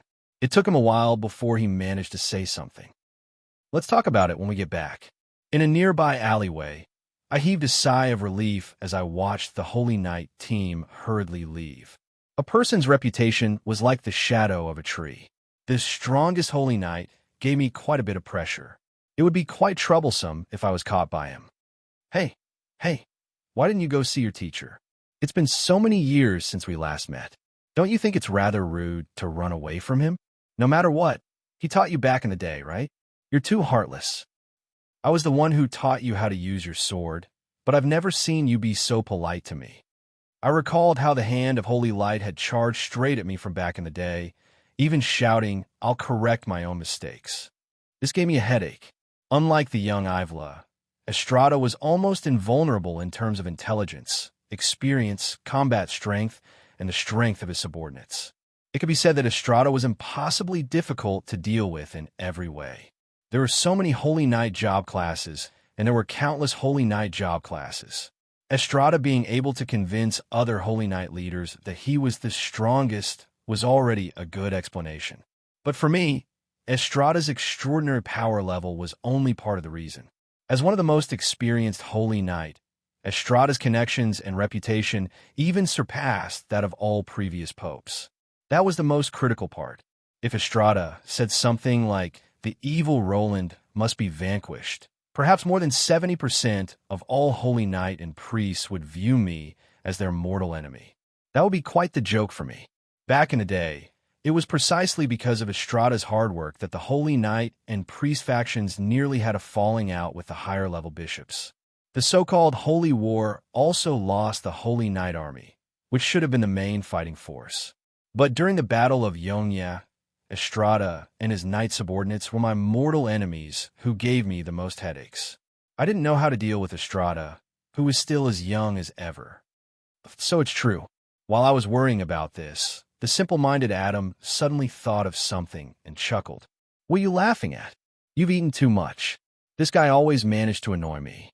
The squatting Adam laughed so hard that he couldn't breathe. He only waved his hand after a while. "No, that's not it. It's just that I recently heard from Heloise that you and your disciples have a tradition of being killed off by your disciples. I didn't believe it at first, but now it seems that there are some things that I have no choice but to believe. Look, back in the day, Heloise taught you, but she was tricked by you. Amelia taught you, but she was tricked by you as well. That's two of them. Not only that, Adam even started counting on his fingers. You taught Eliza, right? In the end, she killed you. The third one Estrada taught you, and in the end, it was also a fight. That's four, right? You're really amazing. You've basically become a curse, yet you still dare to accept disciples. Look at how obedient my little N is. I think Renee and Galena aren't easy to deal with either. Aren't you afraid of repeating the same mistakes? Why are you drawing your sword? System notification. You shut up as well. I still haven't said anything. Do you have anything good to say? Aren't you just making fun of me and insulting me? If that's not the case, if my guess is wrong, then you can continue. My system's silence, tacit agreement, made me feel even more pitiful. I silently drew my sword and recalled how I had also been killed by, and in the game's history. I also recalled how Adam's unknown elf disciple stabbed me in the back. I finally found a target to vent my frustrations on. I just remembered something that you missed out on. Didn't I teach you back in the day? Didn't you still kill me? Today, I'm going to clean up my sect. After fighting for a while. Fine, I admit that I was at a slight disadvantage. I had accidentally underestimated the difference in power levels between us. However, Adam definitely wasn't easy to deal with either. He had underestimated my current brute strength. I was also a barbarian with 30 points of strength. Although he had a panda eye, he actually had the nerve to use his semi-god power level to suppress a newbie gold rank rookie like me. After I was beaten up a little more, after we came to an agreement, we finally brought the topic back to the main topic. Little Red and are here. I called you over to welcome them. As a representative of the underground, and had brought her envoy group over. Little Red, who had finally woken up, also came with her. After not seeing each other for so long, I was rather worried about her. Then, why did you give me a panda eye? How am I supposed to welcome them? Aren't I the same? Couldn't you have been gentler? You're going to give a lecture to a newbie later. Prepare yourself. New subordinates? What? I had and bring a portion of newly trained town security knight and law knight. It's time to take care of those bastards in the city. I'll leave the training to you. Why didn't you say so earlier? How am I supposed to establish my authority like this? I smiled in delight as I looked at the swollen eyes that I had just personally beaten up. Hee, that's the effect I wanted. Don't even think about acting cool in front of a beauty. Chapter 245. Our target? There's no rot, no gentleman. Up in the plaza, my anger had manifested itself. The city management squad and knight below me were loudly responding to my call. On the makeshift wooden platform, there was a scroll that I had written. The calligraphy on the paper displayed my resentment and will. On the left was, "Severely punished gentlemen perverts." On the right was, "Focus on purifying the city's atmosphere." And on the bottom was, "Bay phone die." All right then, let's not think too deeply about whether or not this couplet rhymed or was symmetrical, nor how Bayphone, who should still be in the Earth elemental plane, was implicated in this. However, when I wrote the last 4 words in front of everyone, the cheers that filled the sky explained everything. Bayphone dot, hats were flying, hands were waving, and there was even a female elf who was so excited that she threw her undergarments into the air. Hearing these cheers that came from the bottom of their hearts, I couldn't help but sigh at the scene before me. The hearts of the people are useful, but it's a pity that Bayphone isn't here. I was feeling that it was a pity. If Bayphone was here, using him as a sacrifice would be the best way to boost morale. If I wanted to punish the gentleman, what would be better than killing Bayphone on the front lines? Kill all those Bayphone. Was this older sister misunderstanding something? Bayphone couldn't be equated with perverts, right? Wait a moment, it really did seem possible. Bayphone was definitely greater than perverts. I've long since been annoyed by them. I bought a bottle of whitening potion and only used it for 3 days. Don't look at me like that. How many times have I told you? I'm not a dark elf. I'm a human from the Highlands. I spent a lot of time under the sun, so it's normal for me to want to be whiter. Was this older sister not a dark elf? She was so dark that it was impossible to see her facial features. It was no wonder that others would mistake her for someone else. Clothes-shredding demon and streaking pervert. Just you wait. It would seem that this older sister was also a victim with a painful past.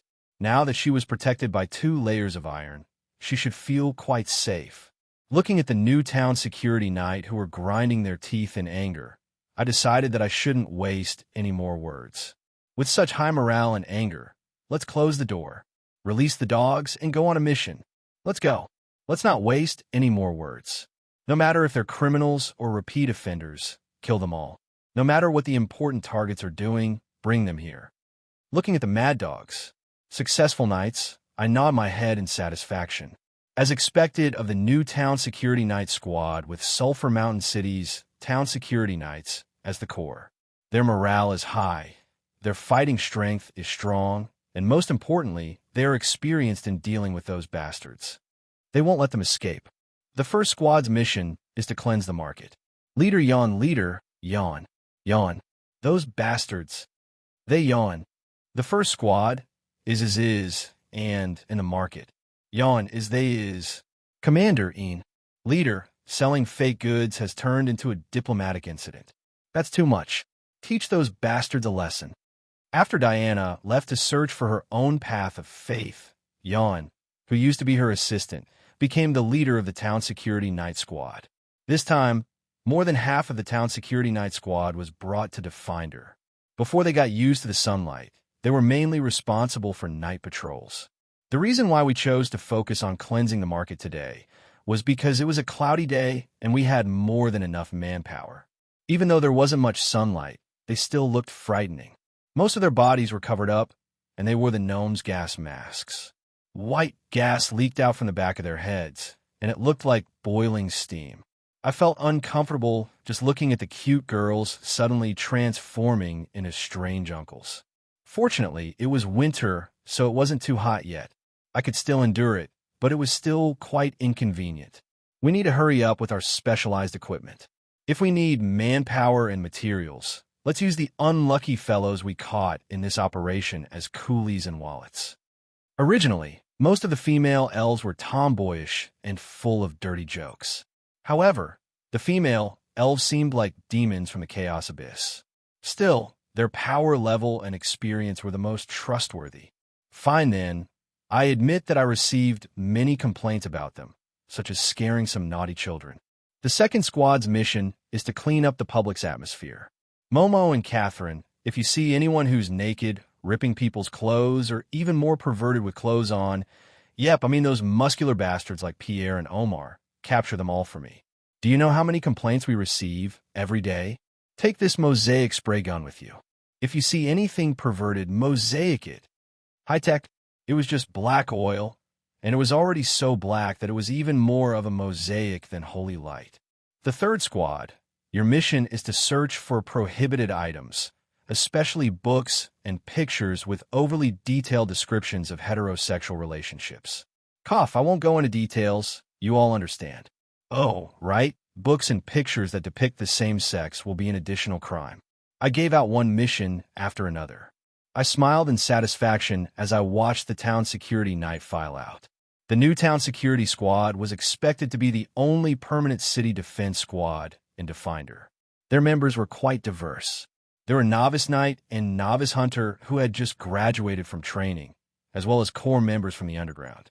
There were also some locals of Definder, and there were even some neutral mercenaries who volunteered to join the military. Due to the existence of the Sinless City domain, as long as there were enough law job classes, Definder would be an unconquerable city. The main headquarters of the Church of Law had already been moved here.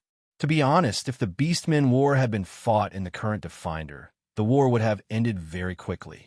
In that case, since there wasn't much need for defense, it would be a waste to keep the Royal Knight as the Royal Guards and the City Defense Squad as the city's defense squad. And so, through the military, I reorganized the City Defense Squad and handed over all city defense and security duties to the City Defense Squad.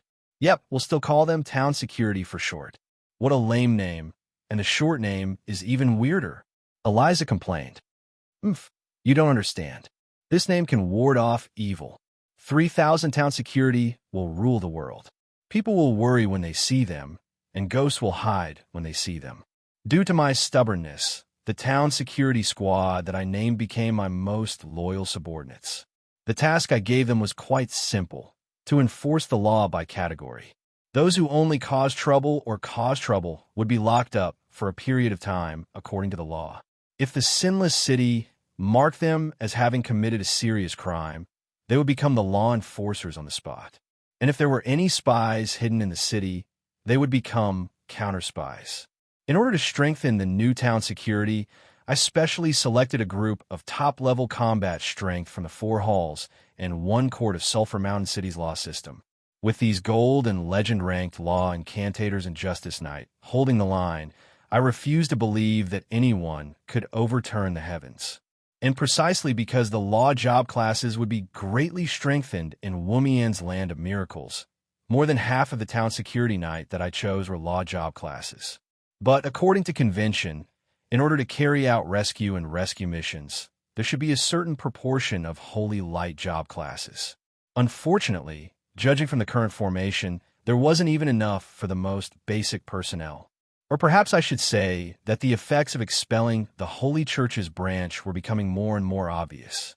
Since it was difficult to find all-around elites, then it was better to find more capable people. In the end, after some careful selection, the entire town security squad actually had more than 70,000 members. It could be called an army of town security. Every squad had their own territory, and only 10,000 or so of the core members were selected to participate in today's special operation. This time, even if it was necessary to tidy up the city's atmosphere, it was also a group training. I want to see the combat strength of this new town security squad. Soon, with the help of the other town security and warm-hearted citizens, chases and chases took place on the streets. Brothers, they're going too far. Let's fight them to the death. Where are they? The newcomer, clothes-breaking sore fiend, obviously had not figured out the trick of fighting the town security yet. Just as he was about to charge forward, his brothers had already disappeared without a trace.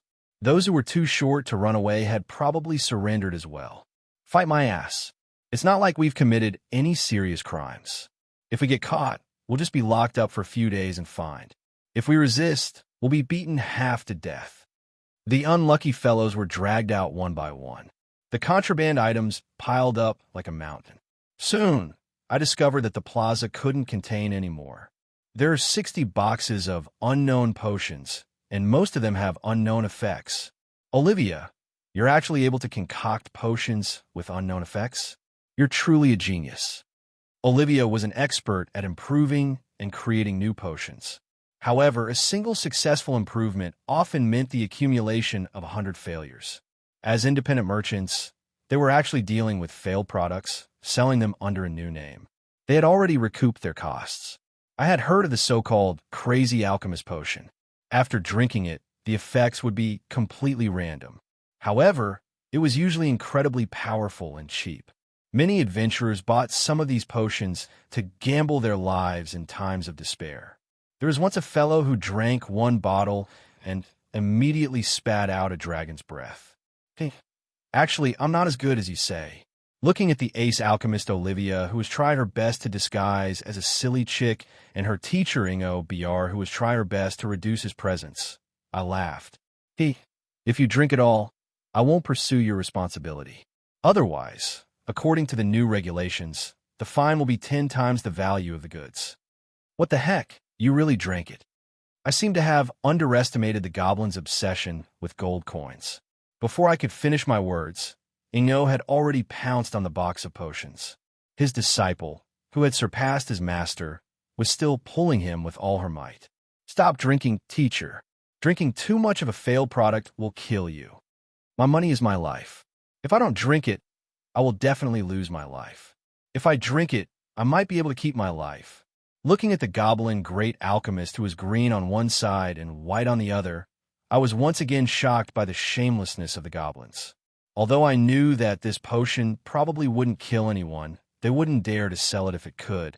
I really couldn't tell what would happen to them after drinking it. Come, you take half, and I'll take half. Wait a moment. Gulp. Ingo, Br, who had been dyed into a rainbow-colored goblin, rolled his eyes. Thinking that it would be better for 2 people to drink it, he pulled his own disciple along to drink it.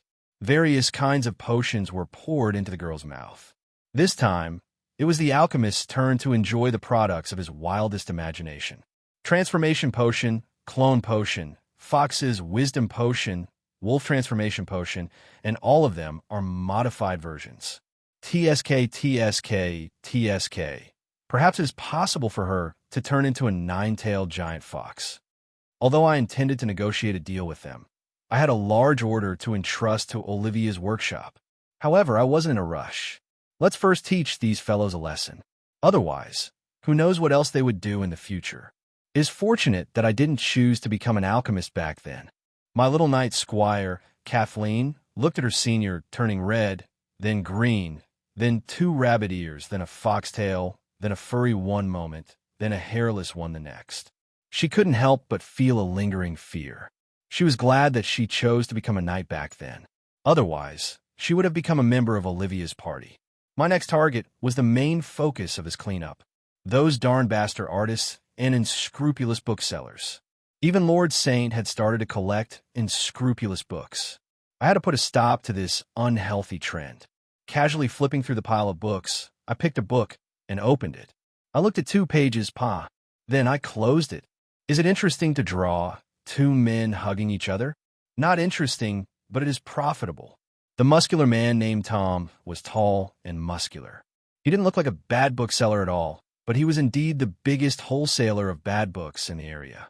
At this moment, he was calm and composed while facing my coercion and interrogation. Then, are there other types, such as normal ones? Yes, but not many. These are our main hobby books. I was a little curious. Under normal circumstances, men would also have the desire to buy such books. Why would they specialize in selling such books? This isn't a disaster year. If men have any needs, they will find a way to solve it. It isn't a crime to drink wine with prostitutes. Besides, otakus don't have as much spending power as fujoshis. Even though many noble ladies look gentle and quiet on the surface, when they buy such books, they will buy them shelf by shelf. They are much more willing to spend than men. Look, I am not selling goods. I am selling dreams. Everyone has their own needs. Suddenly, Tom revealed a wretched smile. If Lord Saint wishes for it, I have a special version here. Both the male and female leads can be reserved. Brothers, father and son, sisters, siblings. Looking at your expression, don't you like the special ones? Blonde Lola's, big-breasted big sister, silently putting down the book, I clap my hands. Then, the people around me threw their torches toward the pile of books. My dream of conquering the world with little yellow books. My children, you murderers. Although the content of Tom's angry roar was a little strange, many people around me understood the man's words and the tears of blood that came from the bottom of his heart. So, it's another gentleman, pervert. I have to keep an eye on him in the future. Do I look like someone who can be bribed so easily? If I must bribe someone, I should do it privately. At this moment, everyone is staring at me. If I nod my head, wouldn't it be obvious that I am also a pervert? Besides, what kind of identity do I have? If I wanted to get the books, would I need a bookseller? Thus, I activated the communication device. Adam, did you get it? Yeah, there are quite a lot of rare books in the storage. I threw the female-oriented books to the town security and asked them to bring them over to burn. As for the male-oriented books, we will each take half. I will take 70% and you take 30%. Otherwise, I will tell Marguerite. All right, let me pick first. You bastard, and no matter how much he complained and threatened me, I only replied with the words, tell Marguerite, and Adam could only give in. Using the advantage of an unmarried man against a married man, I successfully won this round. Thinking about how the rare books that were kept away would soon belong to me, my mood became much better. But before I could be happy for a few minutes, Adam's exclamation suddenly came from the other side. Marguerite, Eliza, how did you know? All right, there's no need to say anything else. Just by hearing these two names, I knew that Adam, that bastard, had messed up again. Either his whereabouts were being tracked, or someone had snitched on him. In order to avoid drawing trouble to myself, I immediately cut off the communication between both parties. Next, thinking about the rare books that were destined to be separated forever before I even got them, an indescribable hatred made me roar from the bottom of my heart. But this time, my opponent gave me a headache. A black hooded robe, a sickle, a wooden cross, and a blazing torch. Weren't these the standard equipment for the Torch Festival parade? And the symbol FFF on the back of the black robe was already enough to explain everything.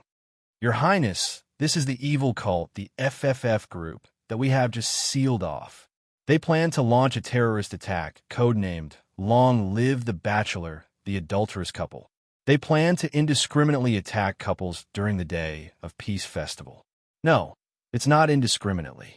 Our FFF group only attacks adulterous couples, never true love. The difference between true love and adulterous couples?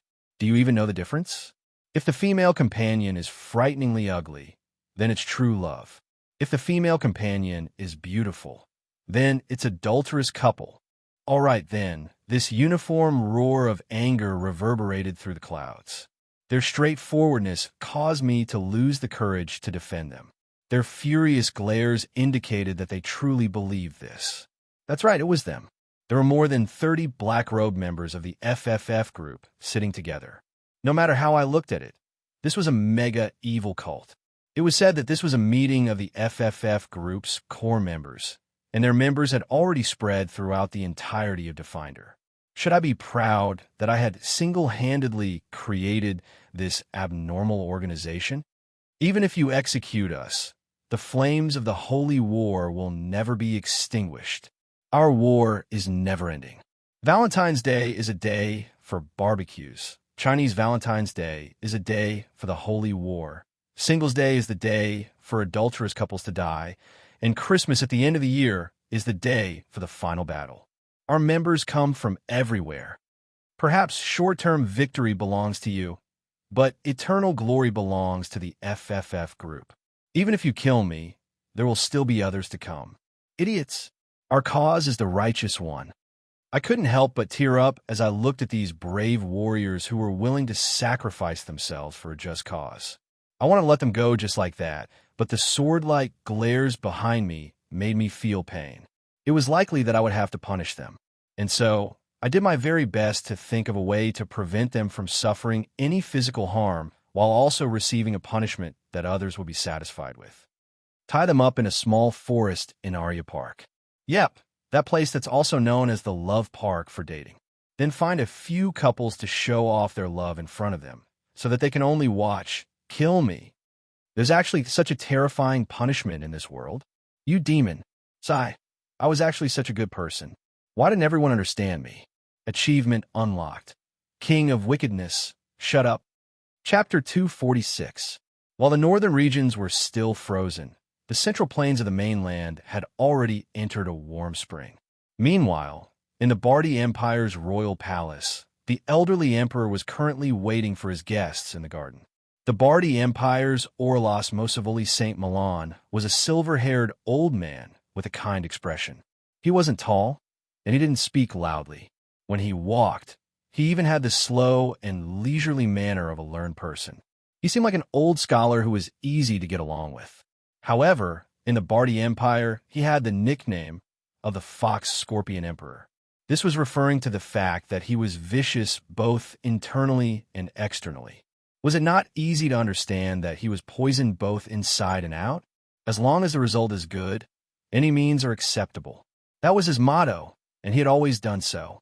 In order to solidify his centralization of power, he used murder, division, framing, and deceit against the Bardi Empire. For the sake of the country's interests, he tore up all sorts of alliances and agreements against the Bardi Empire multiple times and started multiple wars of his own accord. This earned him the title of Unbeliever, which also caused the current Bardi Empire to lose all of its allies. But where there were losses, there were gains. While he destroyed the reputation that the Bardi Empire had built up over countless years, the Bardi Empire's national strength also reached an all-time high. In just half a century, the Bardi Empire had annexed 17 small and medium-sized countries, greatly expanding its territory and population. From the day I succeeded the throne, the war has never stopped. At first, this eye was meant to express his helplessness, but in the later stages, it became the pride of a person who had won consecutive battles. On the other hand, the successive victories in foreign wars had also increased the prestige of the royal family. The great nobles in the country were also extremely respectful to the royal family. In fact, all the great nobles sent gifts every year for the old emperor's birthday. The heirs of the various feudal lords also came to the capital to learn from the royal family as hostages. Yep, those who refused to hand over the hostages and those who were openly disobedient were all dead. The Bardi Empire had long since returned to peace. It was likely that in the last 3,000 years, the Bardi royalty's authority would reach its highest point in history. This was only the achievement he had just made in his middle age, but in his later years, it was even more impressive. He used more than 30 years to make a century-long plan. Establish the Military United Front Department to unify the country's military affairs. All the feudal nobles must serve in the military regularly. Those who evade military service will die, and those who default on paying taxes will die. The government controls the unified sale of salt, grain, steel, and other important daily and production necessities. Those who smuggle goods or sell goods without authorization will be sentenced to death. The government controls the idle civilian forces. All combat job classes must be registered, and all adventurer associations and adventurers must swear loyalty to the royal family. All adventurers are the wealth of the country, and they must unconditionally accept the country's mobilization in times of emergency. Independent adventurers were not allowed to exist, including mages. Unlicensed, mages will be executed in public. It had to be said that Orlas's methods were quite impressive. He had taken over the throne during the most turbulent period of his country, but he had spent his entire life working hard to bring his country to its peak. Even though his reputation was in shambles and he had no integrity to speak of, Orlas was still the most powerful person in the world. Countless people, both in and outside of Bardi, hoped for his death. Assassins who signed in on time every month, without rest, could even form a schedule. Although Orlas was hated by many, Even those who hated him the most couldn't help but admit that he was indeed a famous ruler who had brought this country to prosperity. Monopolizing the sale of important resources and competing with the citizens for benefits was indeed quite hateful. However, the current Bardi Empire's treasury was far more abundant than anyone could imagine. Every year, the Bardi Empire's military budget was more than 3 times that of the neighboring countries, but the treasury wasn't strained at all. At the same time, it had been several decades since Bardi had experienced a large-scale famine due to a natural disaster. Both the population and the prosperity of the cities were at an all-time high. Although Orlas's decision to turn the relatively neutral adventurers and mercenaries into property of the country caused a huge backlash in the beginning. With the royal authority and the military backing them up, the waves calmed down after a generation. Now, all new adventurers treated serving the country as their duty. Even the rare job classes such as mages were self-consciously registered and became part of the government. Without a doubt, this was a declaration of war against the old government. This naturally caused the adventurers, mercenaries, the Mage Association, the various gods' churches, and many other neutral factions to be dissatisfied with. However, for Orlas Mozavery, protests and assassinations were nothing out of the ordinary. His powerful guards who came out of nowhere had never disappointed him. Even numerous semi-god assassins had died at his hands. Orlas had never feared any enemy's provocations. But on the other side of his oppressive rule, there was quite a bit of resentment within the country. Countless people wished for his early death, and even more wished for the Bardi Empire to return to its former glory. In the eyes of those who were observant, this seemingly powerful country actually had weak foundations. It was constantly teetering on the brink of collapse. It was only a matter of time before it collapsed. The biggest and most fundamental problem was that Orlas XIII didn't have any descendants. Perhaps it was because he had been injured in battle in his early years, or perhaps it was because of his so-called virtue. But no matter what, although he had countless harems, he was never able to give birth to a single child. 2 of his concubines did get pregnant, but the next day he dragged them off to feed the dogs. For a short period of time, the rumor that the Bardi Empire was destined to have no descendants spread everywhere. Of course, in order to solve this problem, Orlas had done his best. For example, he adopted many adopted sons and daughters. But after many trials and tribulations, only about 20 or so of his 30 or 40 adopted sons and daughters were still alive today.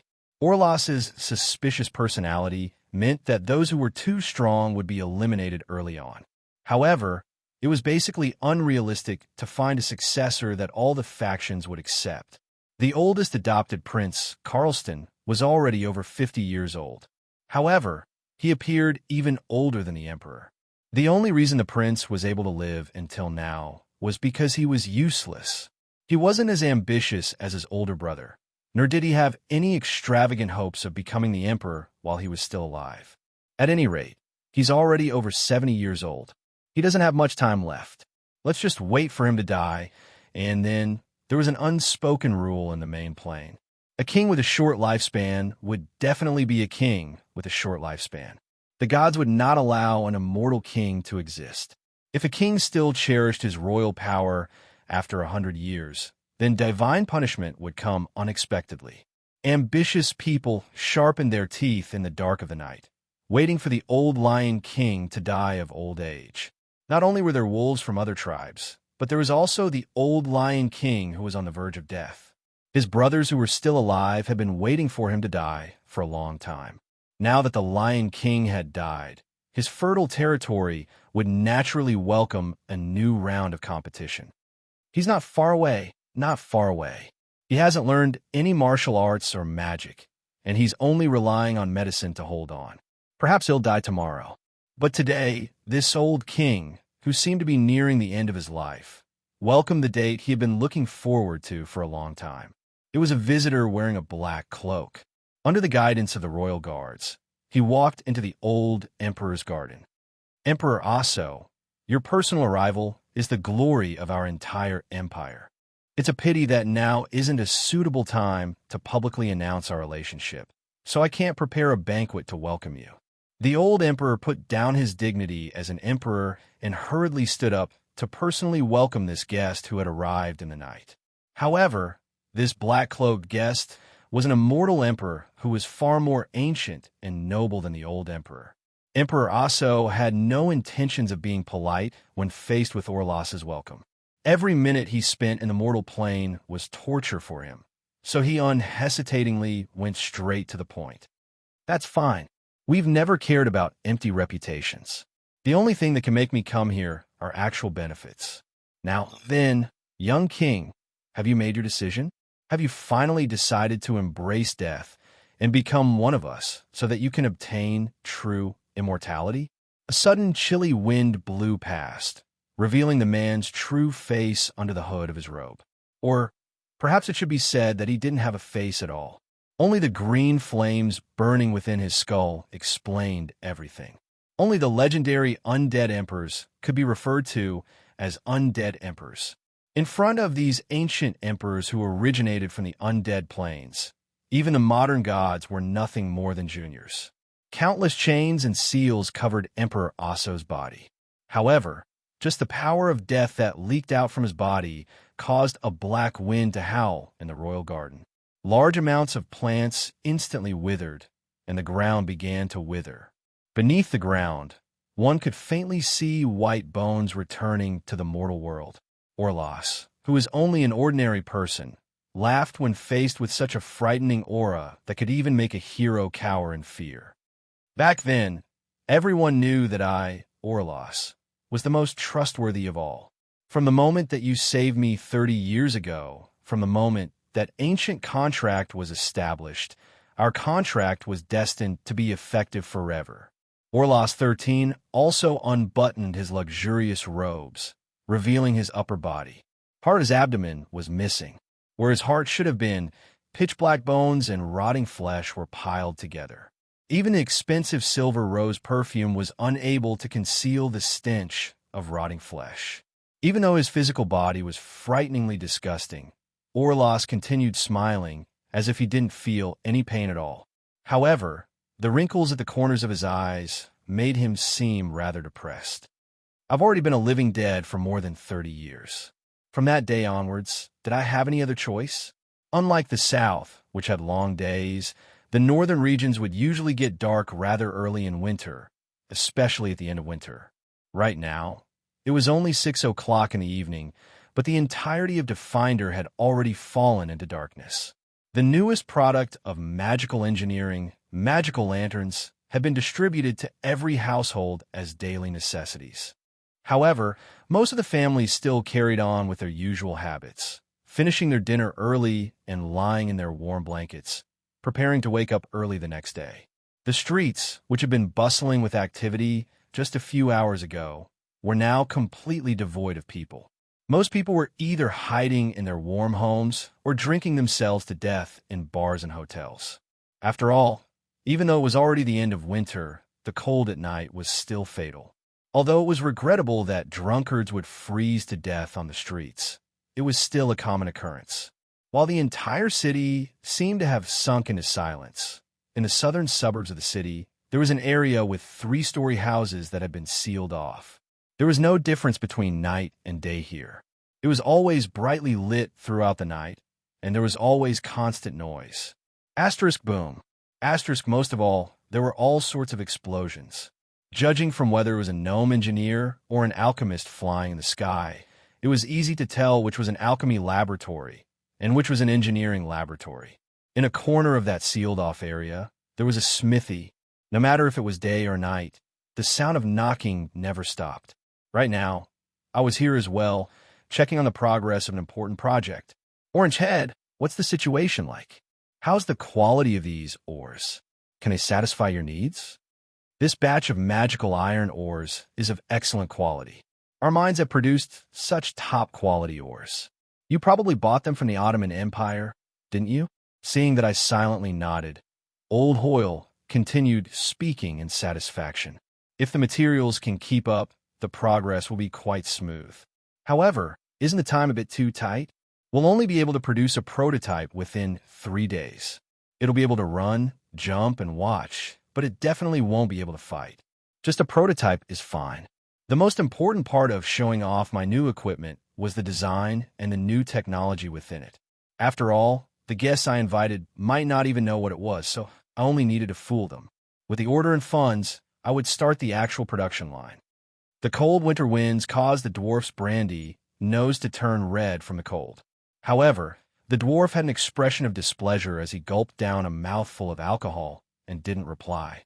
As a veteran armor master, he was quite dissatisfied with the fact that he had rushed the work to produce low-quality products. Was it worth it? You even turned all the red light districts upside down in order to find me. Humph, don't be so arrogant. It was just along the way. If you just obediently worked here, it would have saved me so much trouble. Guess how your brothers would treat you if I told them that they were imprisoned because of you. Those heartless bastards would directly tear me apart. You sly, skinny, and tall human. You purposely picked up old Hoyle's weak spot. Be careful that your daughter doesn't grow a beard. The dwarf took a puff from his pipe and muttered some dwarf-style vulgarities in a low voice. Then, he continued to pick up his hammers and continue clanking. Hoyle, a gray dwarf, was a grandmaster blacksmith who specialized in armor. His nickname was Tangerine Head, and he was a member of the Gentleman Alliance. He was also the blacksmith that I trusted the most. His skills had improved even further through his cooperation with the gnomes. If I had to evaluate his current armor-smithing abilities, I would say that he had probably surpassed the level of an ordinary blacksmith and reached the level of a legend. Leveling up in a lifestyle job class was far more difficult than leveling up in a combat job class. Legend job classes had their own soul imprints and unique paths. Meanwhile, legend-ranked blacksmiths also had their own paths. Hoyle's path was so special that it was the only one in the world. It was so special that it would be impossible without him. In the blacksmith shop, old Hoyle was hammering a gnome mecha. This wasn't anything strange, as gnome harvesters and mechanical giants were already quite well-developed engineering products. What was strange was the size of this mecha. It was 4 meters tall, and its weight was more than 150 kilograms. If it wasn't for the fact that the energy engine created by the Olivia's magic box on its back was currently working, giving it its own power, even a beastman wouldn't be able to wear such an armor. The streamlined armor was inlaid with obsidian protective plates. This was a special type of armor used to strengthen tanks. Its defensive power far surpassed that of a knight's plate armor. Even a small caliber gnome cannon would only be able to leave a mark on it. That's right, this wasn't a mechanical battle puppet. It was pure armor. Inside it would be a warrior wearing the armor, not a pilot. Although this design is quite good, there's also a problem. Without elemental control, you won't be able to activate its magic circuits. Even if you have my special magical components, it'll be nothing more than a pile of scrap metal if you don't have enough magic. Relax. I have quite a few subordinates with elemental control abilities. I'll give you the highest priority in providing your funds and materials. Hurry up and finalize the design, and then try to start mass production next year. I'll find some idiots to be your sponsors and experimenters. Just be bold and be creative. Those kind-hearted people will use their lives to give you all the data of your creation. I couldn't help but nod in satisfaction as I looked at this old dwarf who had fallen silent due to his work. I touched the sturdy protective plates and iron body of the heavy armor. With this, my 4 elemental swordcasters will be able to use at least 3 times their combat strength. Should I paint it red and install a ram on it? Determining how far a job class could go would depend not only on their strengths, but also their weaknesses. The weakest aspect of the 4 elemental swordcasters was probably their physical body's defensive abilities. A mature 4 elemental swordcaster would need to improve their magic swordsmanship, as well as painstakingly train their elemental control abilities. They would also need to research sword seals and magical martial techniques. It would be incredibly unrealistic to expect them to have the same melee combat abilities as an ordinary knight or warrior, even without using their mana. Their physical body's weakness and the need to use mana meant that they could only wear light armor on the battlefield. This was a stark contrast to the muscleheads who could still move freely despite wearing heavy armor that weighed several dozen kilograms. But on the battlefield, weak defense was the most fatal. Bows and arrows would always be the most cost-effective killing weapon. Arrows would fly everywhere. It would be quite common to encounter them. It would be far too much of a waste if a magical swordsman, who had worked so hard to raise, was killed by a stray arrow or a rock. The first batch of mechas will be the Sith Warriors, a melee combat mecha with high defense, high strength amplification, and explosive short-range abilities.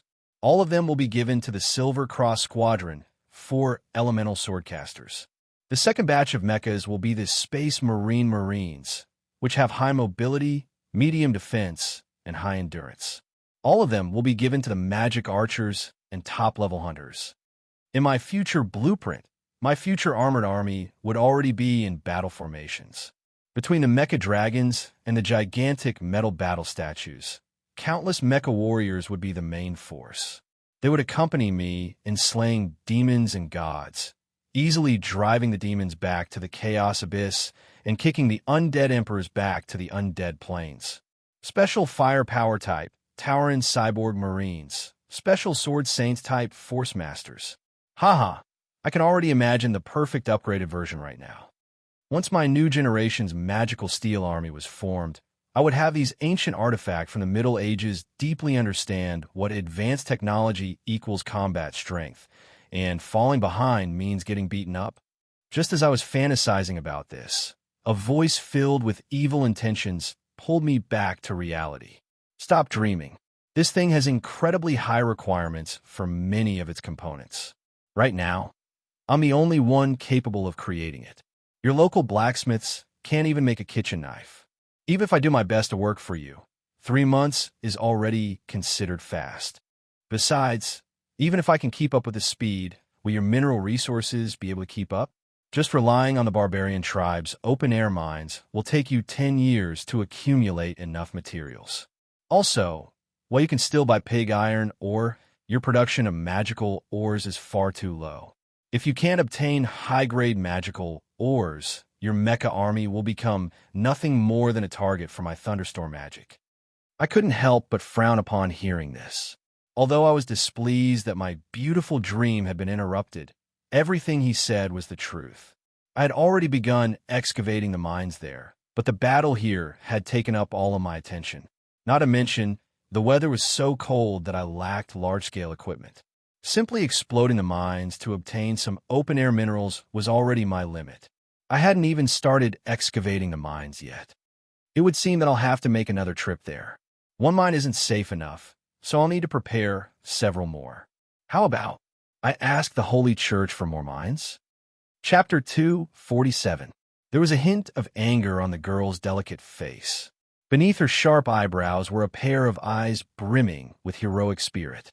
Those sapphire-like eyes and baby-like pink skin were the most perfect match.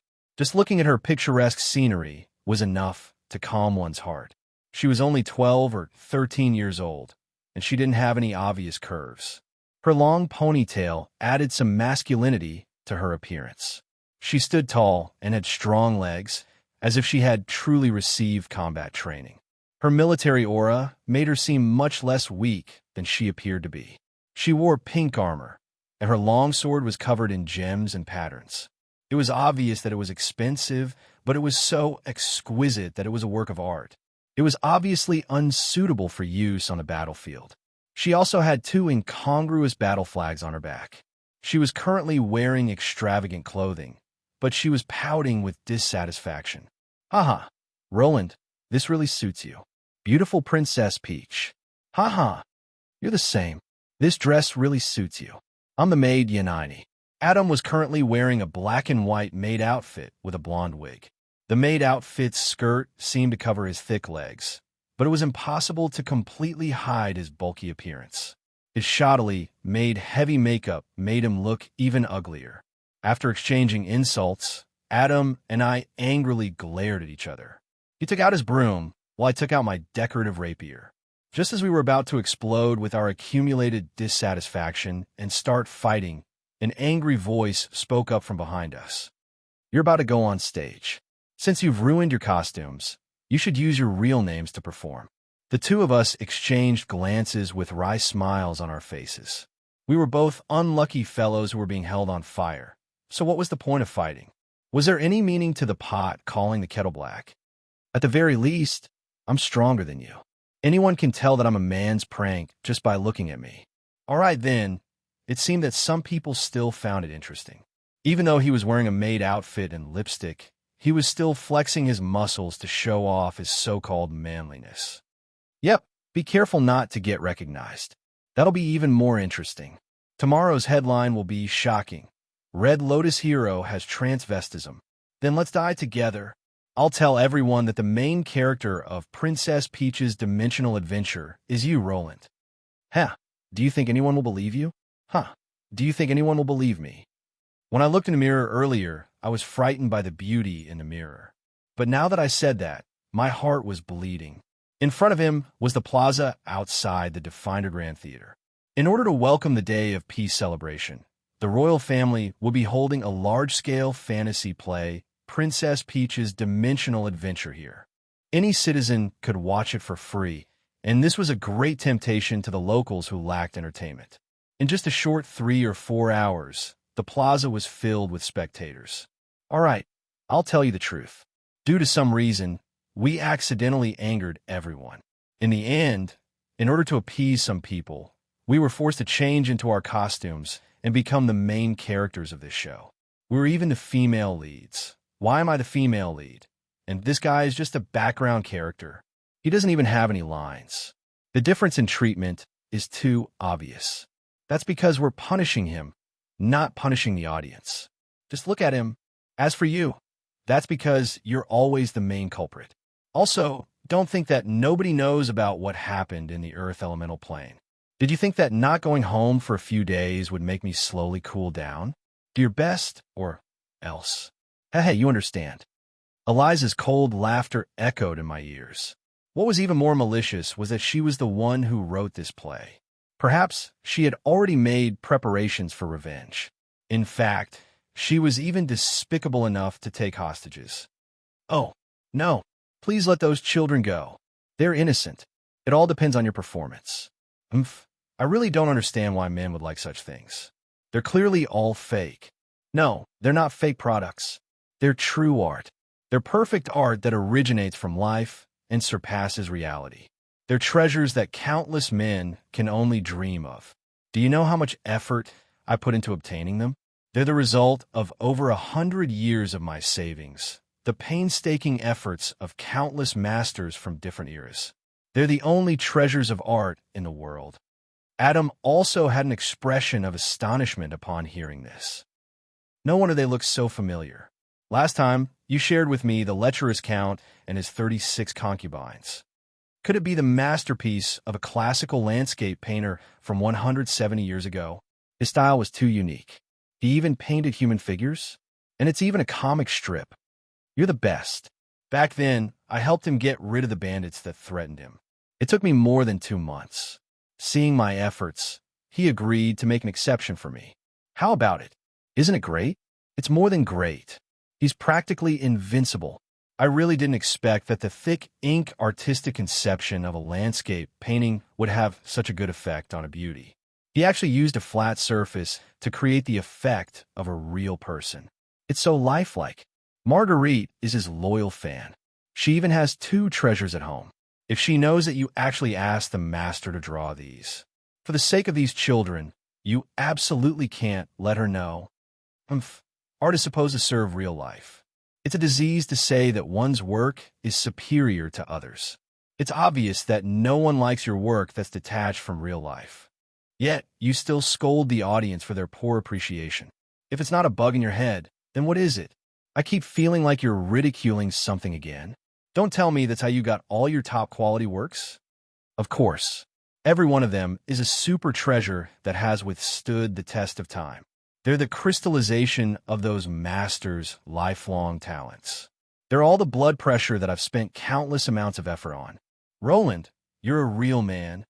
I ignored Adam, who was making a big fuss over nothing. I looked towards Eliza in a fawning manner, hoping that she would let me off the hook after seeing that these were all unredeemable works of art. Please let these children go. Their existence is even more important than my life. If you want anything, just come at me. However, the demon girl smiled. Her smile was both sweet and cold. Artwork. Existence is even more important than your life. You really deserve to be single for the rest of your life. And then, Eliza angrily turned around and left, leaving only her threat behind. You want those things back? Sure. It'll all depend on your performance later. This is a script that I wrote especially for you. Enjoy it. That year, Demon King Shaba from Demon Island led his demon army to conquer the world. Our hero, Princess Peach, resolved to chase away the Demon King and set out on a journey by herself. Even though my heart was filled with anxiety, the narration on stage and the audience's applause were reminding me that it was time for me to go on stage. I reviewed my script one last time. This seemed to be a magically modified version of the Momotaro legend. This was the fairy tale that I had told Eliza the most when she was young. The script wasn't particularly out of place. It was unlikely that anyone would intentionally destroy their own childhood. I relaxed slightly when I thought of this. Wow, such a beautiful little girl. She looks a bit like Princess Renee, but she's younger than her. Is she a distant relative of hers? I took a deep breath and ignored the distractions before me as I drew my decorative sword and read out the script that I had prepared beforehand. Sigh, Demon King Shaba is far too powerful. It's impossible for me to defeat him by myself. Are there no other brave warriors willing to help me? As long as you give me a colored flag, I'm willing to become your subordinate and fight together with you against the Demon King. According to the script's development, Princess Peach would first gather a monkey, a dog, and a chicken as her subordinates. It would seem that Eliza hadn't done anything rash yet. This was probably the first monkey to appear. I sighed as I looked in the direction of the voice. It was a tall figure that blocked out the sunlight above my head. I could only see his golden muscles that were glistening with a glossy sheen. This was a super muscular man wearing nothing but a thong. He was performing all sorts of bodybuilding moves, and his glistening muscles were covered in sweat under the sunlight. It made me feel hot just looking at him. Not only that, his handsome face was flushed red. Omar, I'm so happy to be able to act together with my father. The burly and handsome man kept roaring in excitement. His muscles were even twitching in disgust. I silently took 2 steps back and drew my sword again. That's right, this person before me was definitely a pervert. He was the person with the highest authority in the Shilua Empire. I had indeed invited him to participate in the celebration, but I didn't expect that he would give me such a surprise as soon as he arrived. Omar had a monkey tail on the back of his pants, and he was wearing a strange hat with monkey ears. It would seem that he was the monkey general in this scene. What's that? Mommy, there's a Superman. Baby, be good. Don't point at him. He's not a Superman. He's a pervert. If you meet him on the streets in the future, remember to call him town security. I'm blind. As expected, there's no good stuff for free. Is it too late to retreat now? Just Omar's appearance on the stage, just the huge contrast between his handsome face and his muscular face caused the audience to wail in agony. I pretty much understood now. Perhaps the plot was normal and the lines were normal as well. But if the actors were gentlemen, then this scene was completely outside of common sense from the very start. But it was impossible to back down now, so I could only blindly continue acting. That was why I wasn't surprised at all when I saw a large drool with wings and a beak several minutes later. Is he a divine chicken flying? All right, at least he remembered to wear clothes. That's an improvement. No, Father, take a closer look. His clothes and pants are all feathers. He made them himself. As expected of Aang, he's actually completely naked on stage, and it's so naturally accepted by everyone. As expected of the Wild Bull faction's super artistic master. I can now understand how different people's views on art could be, as well as Eliza's feelings after hearing what I just said. Helplessly, I followed the plot's requirements and took off my shirt and tossed it to this chicken before we continued on our journey to defeat the Demon King. Princess Peach gathered her 2 companions and began a fierce battle against the demons. However, just the 3 of them weren't strong enough, and just as they were feeling the most troubled, she met her most loyal retainer in a small village. I nodded. Since there was a chicken and a monkey, the only thing left was a dog. I hoped that the person acting as the loyal dog Hachuro wouldn't be too ridiculous. The bull demon king from another world. Asterisk puffed. Asterisk, it seemed that I had underestimated a certain person's desire for revenge. My expression of resolution welcomed an even more ridiculous development. The highest-ranking bishop of the Church of Law wore a bronze mask and appeared on stage. He looked exactly the same as the other two bishops. Fortunately, he remembered to wear briefs. Bang! 3 pairs of large hands clasped together, and 3 pairs of large eyes seemed to be burning. However, all I could see was a pair of shiny muscles. Brothers, muscles. The 3 brothers under the moon. The 3 brothers formed a bond at this moment. The flames of friendship ignited between the 3 of them, and the sweat that flowed from their bodies carried the scent of youth. The people below were already screaming in despair as they fled for their lives. Who would be willing to watch such a scene where they had to risk their lives? At this point, everyone knew that the following development would be fatal. Cough, cough. I did my best to suppress the urge to vomit blood. Since I had already acted to such a degree, no matter how ridiculous it was, I might as well finish the act. Muscle explosion.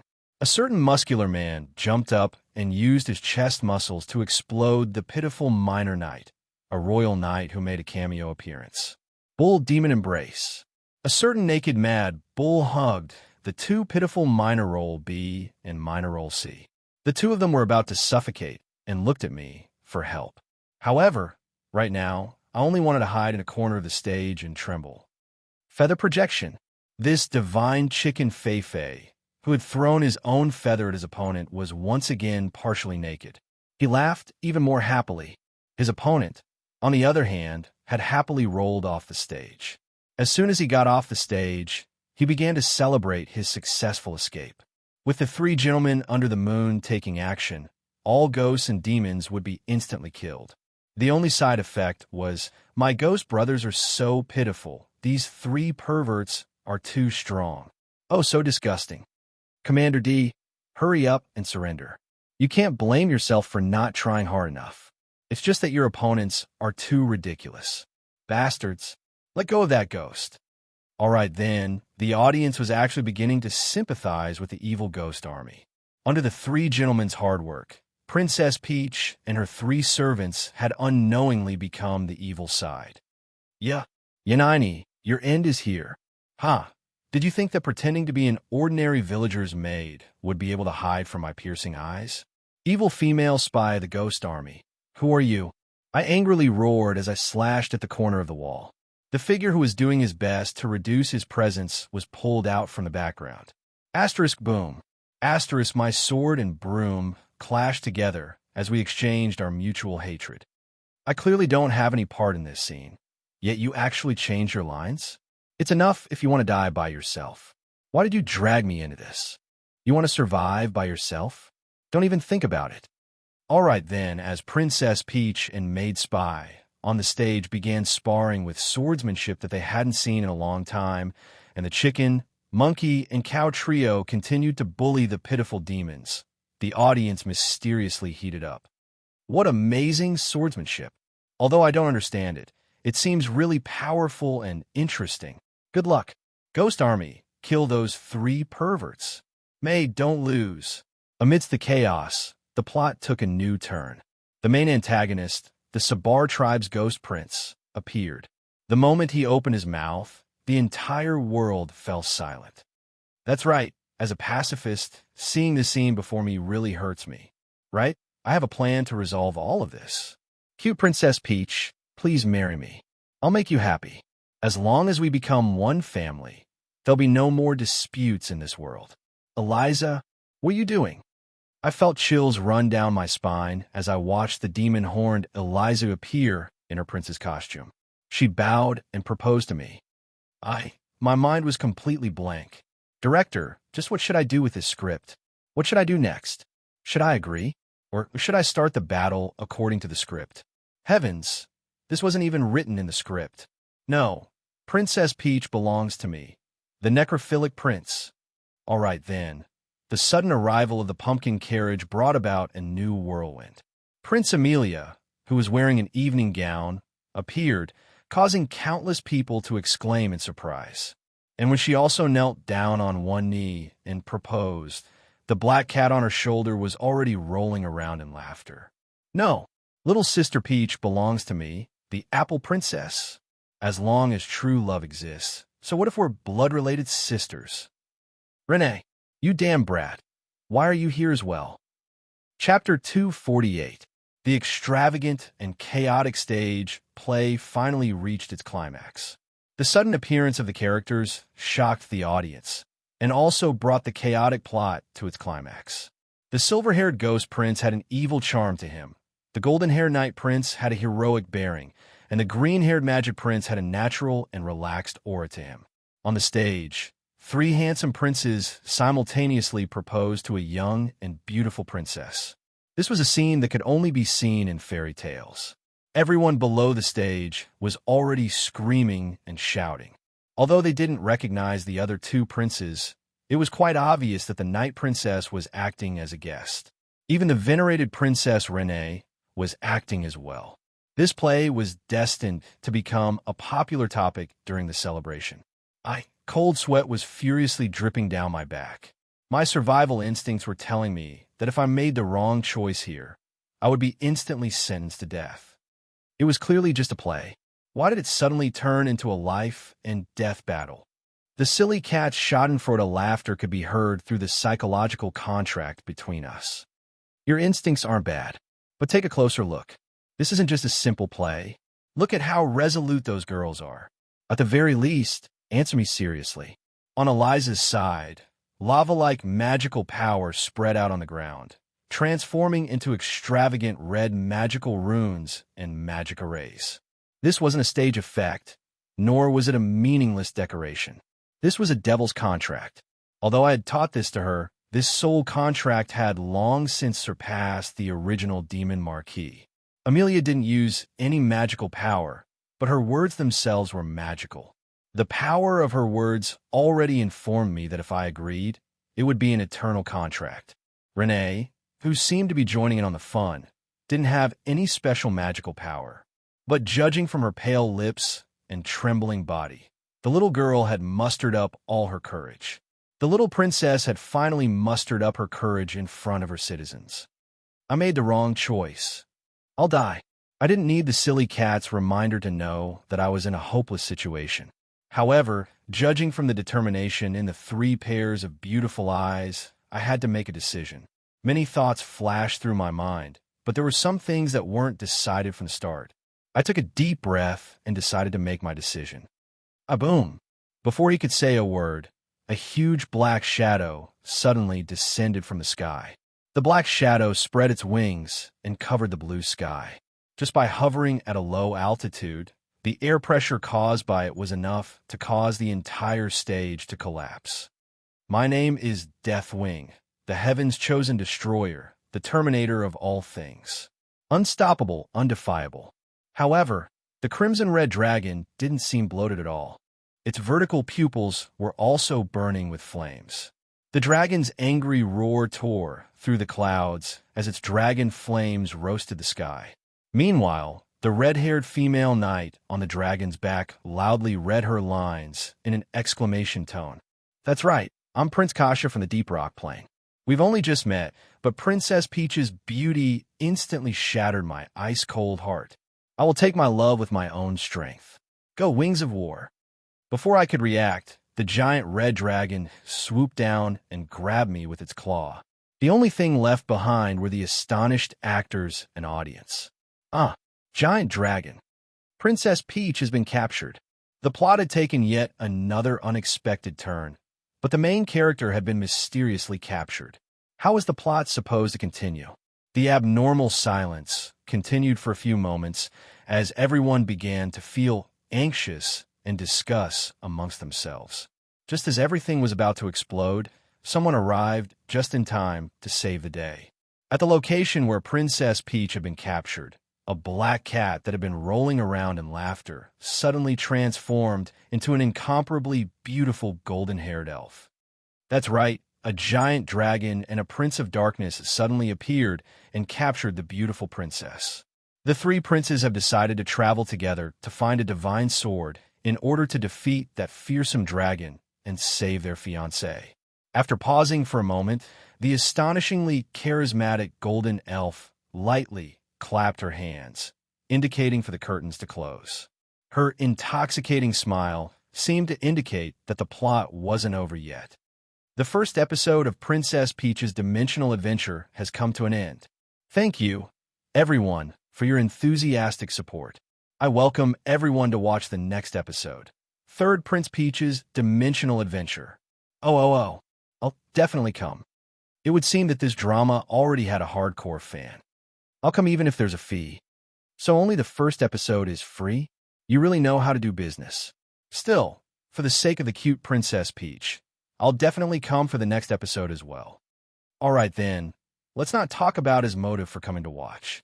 This young man adjusted his eyeglasses and revealed an expression of there's only one truth in this world. And that's just how my eyes are. Your Highness, can I have your autograph? Silver-haired prince, please look over here. Do you have any posters for the show? I want one for the three princes. I'll buy it no matter how expensive it is. It seemed that the three cross-dressing princes had their own loyal fans as well. After the curtains closed, only the two princes remained standing in the same spot, coldly glaring at each other. I'm afraid that as long as he agrees, your devil's contract will take effect. You really are Roland's disciple, just like him. As long as your goal is achieved, it doesn't matter how despicable your methods are. I heard that you were in a similar situation when you became Roland's girlfriend. You took advantage of the situation to force him to agree, not giving Roland any chance to make a choice. Why are you so afraid that Roland will make a decision from the bottom of his heart? Does Sister Amelia think that you're doing things openly? I won't look into the fact that you suddenly enter my script. You can explain to me what the highest level of word of wisdom meant. Besides, I'm his girlfriend. With his personality, there's a 99% chance that he'll directly choose me in such a situation. Why did you want to kill yourself? That might not be the case. With my power, only the truth existed on the stage. Whatever he said would definitely be the choice he made from the bottom of his heart. Responsibility, false reputation, or the situation wouldn't cause him to make a wrong choice. Whatever he said would definitely be the truth. In that case, are you still confident that you'll definitely win? Although she still remained silent, it was evident that Eliza didn't have enough confidence. The two male leads were acting so low backstage that all the staff members were trembling. What was the other prince doing? You're actually glaring at me. This pitiful third male lead was still lamenting that the female lead was hesitant and surprised to see the other two male leads, and that the female lead was indeed angry and threatening to a child.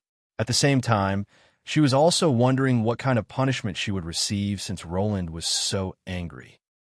Brother Roland seems to be really angry. He won't be spanked again, right? Ah, so pitiful, so embarrassing. Why did I rush up to him like that? And even say such an embarrassing line? But even though Renee was hiding in a corner of the stage, the devil's temptation always came just in time. Oh my, I also got to watch a good show. How interesting. Do you want to hear my suggestion? After all, he and I are brothers, and our preferences are quite similar. If you listen to me, he probably won't be able to resist. You just need to do this. As expected of a resident of the lower planes, her ability to take advantage of others' weaknesses was almost instinctive. However, Renee kept nodding her head, which meant that she obviously believed me. But if she really did do it, it probably wouldn't be as simple as a spanking. Perhaps Adam, who was doing his best to reduce his presence, was truly worried for his brother when he felt the low pressure and sparks. Roland, don't come back for the time being. You'll die. You'll definitely die. Ah, Little Red, and thank you so much. If it wasn't for you two, I probably would have died today. Come, it's my treat today. Cheers. I was thanking my two benefactors in a rather famous small bar in the northern part of the city. I knew that for Little Red, any words of thanks would be meaningless. Nothing could compare to actual good wine. That was why I had them bring out the best wine the moment I arrived. This ale is quite good, and the wine is quite fragrant as well. Let's have another 20 barrels of each. She didn't lift up a bar, but a barrel of wine. The wine kept flowing out, but not a single drop landed on the ground. Instead, it all dripped onto her red lips. Even though she was clearly a slender beauty, her forthright appearance of downing a large barrel of wine in a single gulp was unexpectedly shocking. The other customers couldn't help but cheer. On the other side of the small table, and looked at the apple juice and milk in front of her and pouted her lips. I'm not young anymore, and can drink as well, huh? Little Red, who had only ordered some apple juice for Anne, said. What? I, who had ordered some milk for Anne, said. The two seniors looked at me and simultaneously snorted in disdain, and could only helplessly lower her head and continue sipping on her fruit juice. It seemed that in order to raise her head in front of Roland and the others, who had watched her grow up, and who had clearly become the underground overlord, still had a long way to go. Roland, I don't want to talk about your matter anymore.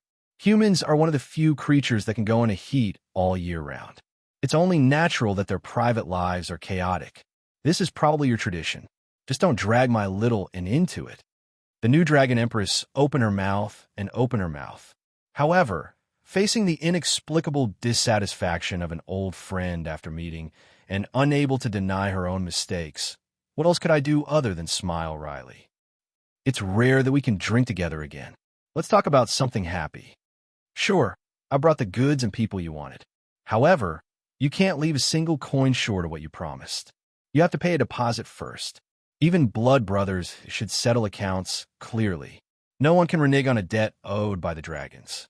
Even though Little Red's tone was filled with displeasure and resentment, I was overjoyed to hear her say that. Of course, I know your difficulties. Even if you're the Dragon Empress, it's already amazing that you can do this. As for the deposit, is gold all right? But if the amount is too large, it won't be easy to carry around. Don't worry, I've brought enough laborers here. They'll bring it back. I pointed at the group of black-clothed dragons who were quietly sitting there. These humanoid red dragons and black dragons had sharp hearing. If anyone else had described the venerated dragons as laborers, it would have been an insult. However, when they heard their master say such a thing, they could only smile wryly. Forget it. I still have a few gold stashes in the underground world. They're all my savings from the old generation. Have someone dig them out. I owe you anything less, and I'll make it up to you next time. If there's anything more, just treat it as a bonus. How about that? My request was nothing short of ridiculous. It was already quite impressive that the dragons didn't treat it as an insult. Without Little Red's help, this ridiculous request would never become a reality. No matter how many items I gave up, I would still owe her a great favor. That's more like it. Come, cheers. Hearing me say this, Little Red nodded in satisfaction. She then began to urge me to drink. With our constitutions, it would be quite difficult for us to get drunk unless we purposefully restrained ourselves. However, after seeing the several dozen barrels of alcohol being delivered to us, I felt that before considering how much alcohol we could drink, we should consider the capacity of our stomachs. Drinking with a bosom friend would be too little. We had been drinking buddies for many years, and as we drank to our heart's content, we finally finished all the alcohol in this bar. When we walked out of the bar, the moon was already bright and the stars were sparse. Little Red was in high spirits as she flapped her dragon wings and danced on the streets. I was in charge of helping her deal with the trouble she caused and finding a new bar. Finally, after wiping out the inventory of the fourth bar, Little Red was satisfied. She also casually stated her goal. Does Molly still remember? Of course. I heard that the former Dragon Empress has already arrived on the surface. She even caused a series of trouble and got on that ridiculous calamity rankings. 2 days ago, I received a letter. It was actually from that guy. Do you believe it? She, the immemorial Red Dragon Molly, actually asked me, the current Dragon Empress who banished her, for help. It's likely that she's in desperate straits. Could it be some sort of trap? I couldn't help but worry as I thought about that sly red dragon. You don't understand.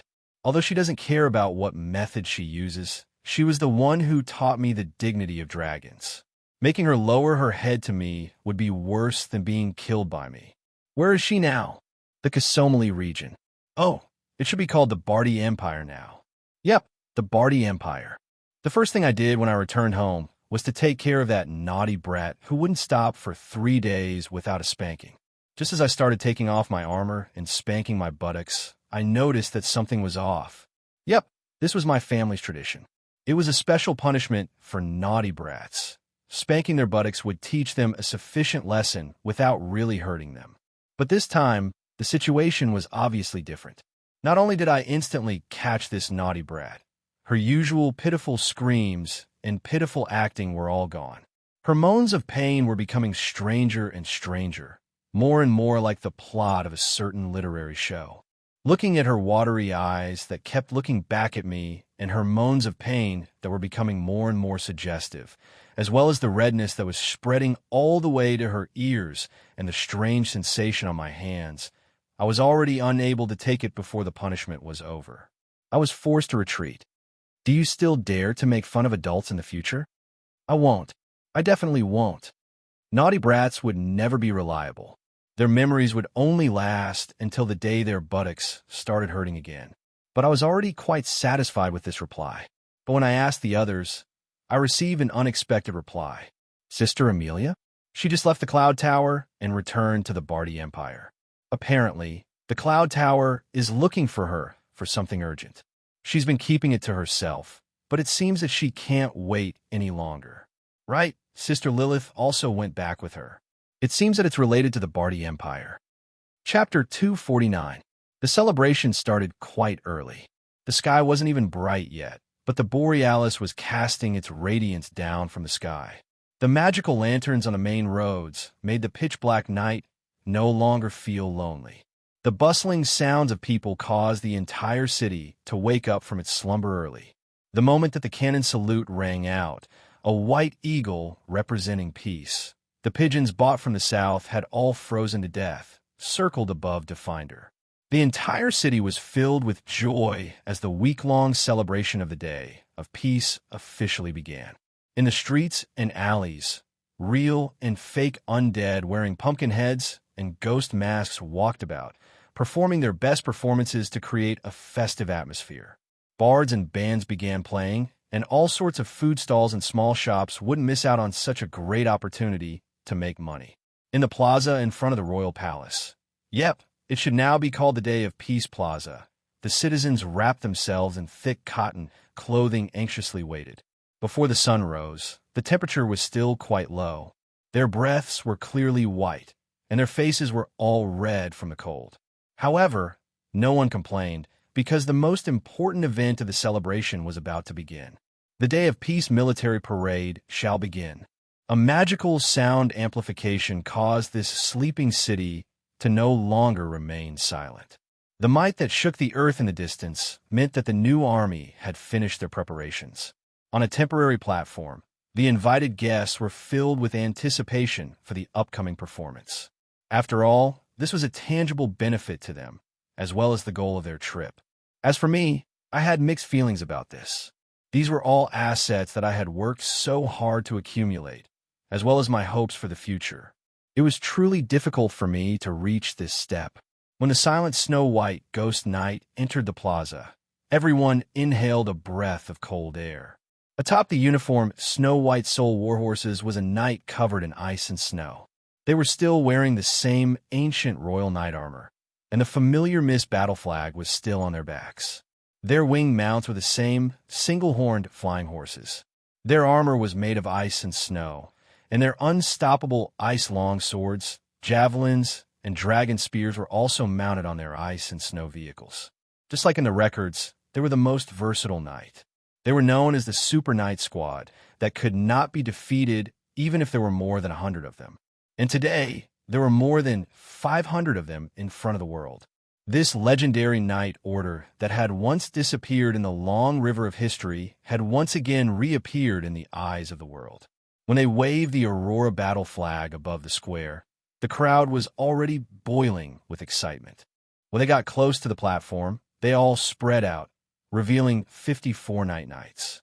Their ice armor was still as sturdy as ever, and their spears were still as sharp as ever. However, their flesh and blood, as well as their families, had all disappeared into history. Not even their names were left behind. But even if they only had their bones and souls left, as long as the people of the mist needed them again, it wouldn't be time for the veterans to retire. Right now, the snow-white soul cavalry was still carrying them onto the battlefield. Everyone, salute. Waving the long swords was the knight salute that represented humility and justice. Slamming the shields was the knight salute that represented protection and courage. Waving the battle flag was the knight salute that represented loyalty and justice. My vision seemed to have passed through the long river of time. Scenes that I had once been so familiar with reappeared before my eyes after the cycle of time. Aurora, eternity. Only they had the right to walk at the very front. Only these veterans who had protected this ancient country for more than 300 years had the right to represent the protectors of this ancient country and receive the cheers and trust of the people. But this time, they were no longer the lonely army that was surrounded by enemies that outnumbered them by 100. Several hundred young Aurora Knights surrounded them and looked at their teachers with respect and trust. The seeds that had been sown had already sprouted. One seed yielded 10 seeds. The new Aurora Knights didn't just inherit the armor and weapons of their predecessors. The military spirit and inheritance that had lasted for countless years hadn't been broken. The strongest and most glorious knight order in the Northlands was still alive. The most trustworthy protectors of this country were still alive.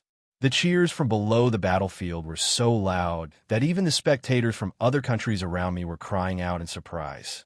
The reputation of the Aurora Knight Squad, which consisted entirely of gold Aurora Knights, had been passed down for thousands of years in HE. The legendary Knight Order, which was rumored to never exceed 100, actually had 504 Aurora Knights. How could anyone easily accept such a shocking news? "My lord, are you selling these?" "As long as you name a price."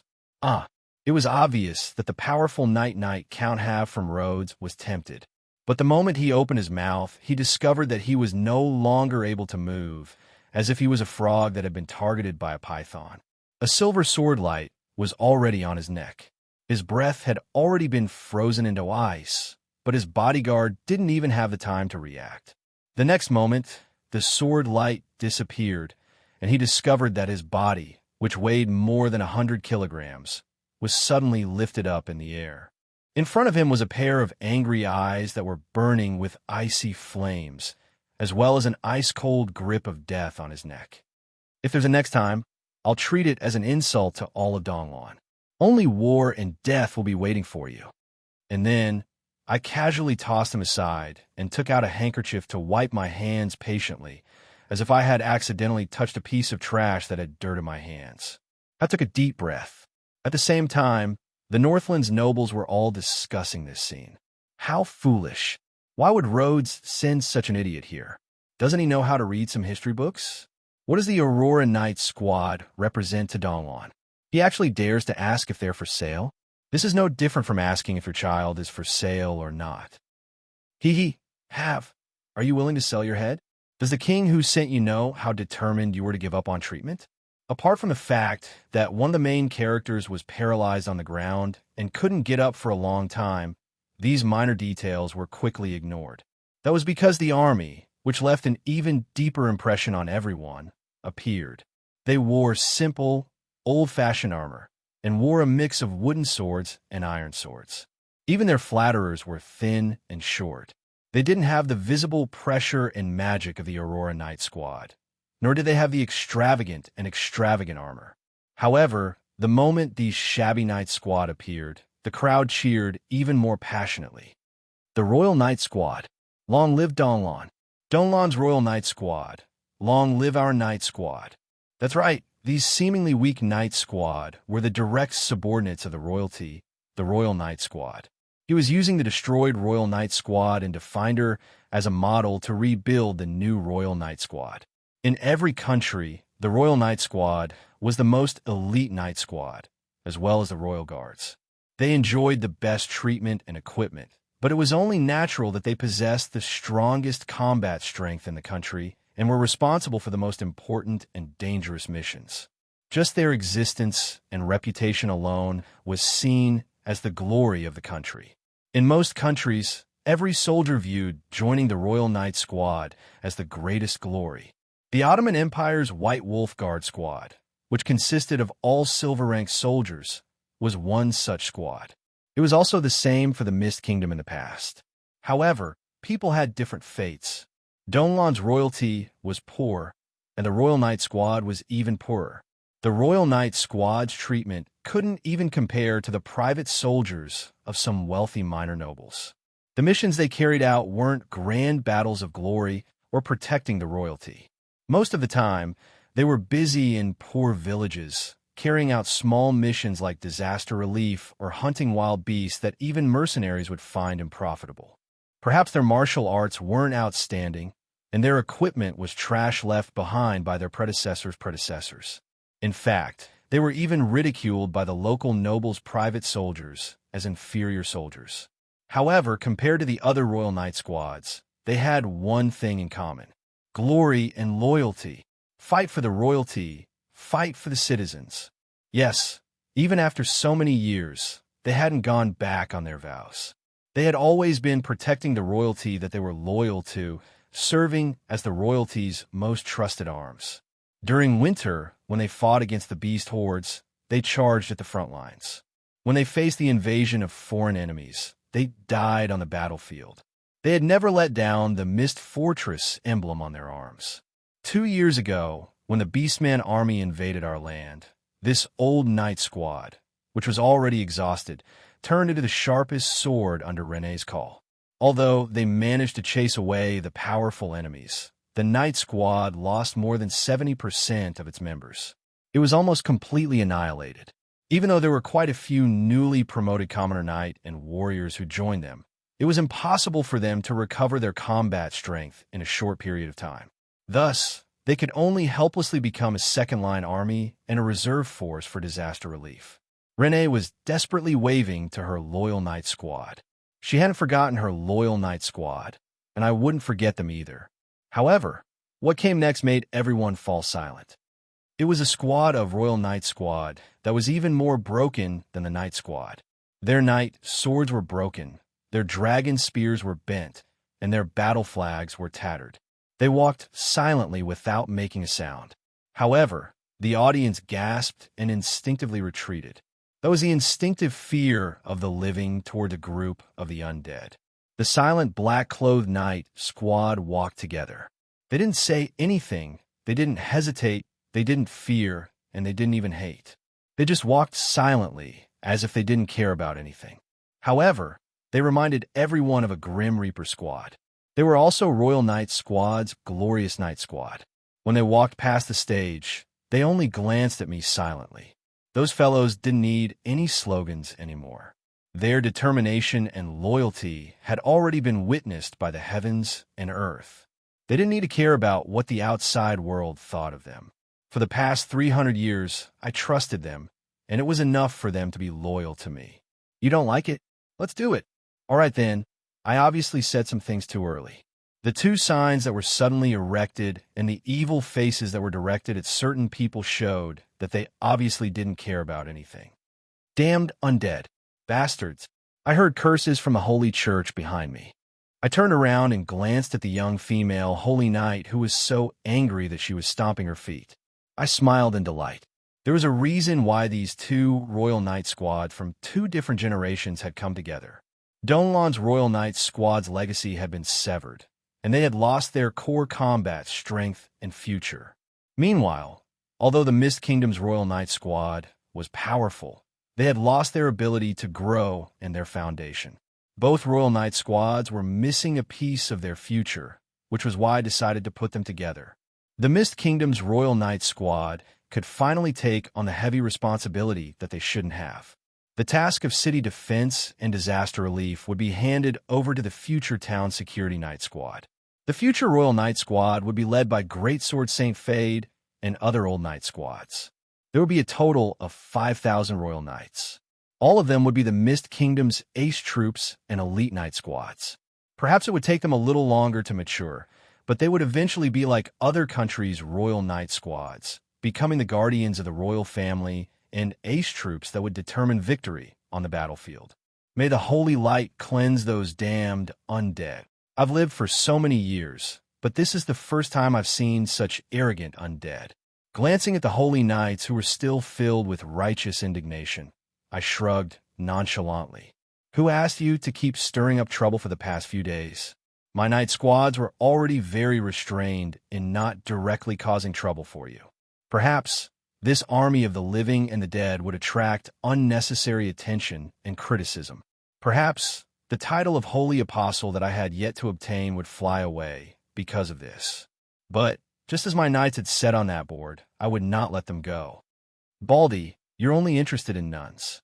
Who cares about priests? We're right here, so what does it have to do with the Holy Church? You don't like the sight of us? Come and fight.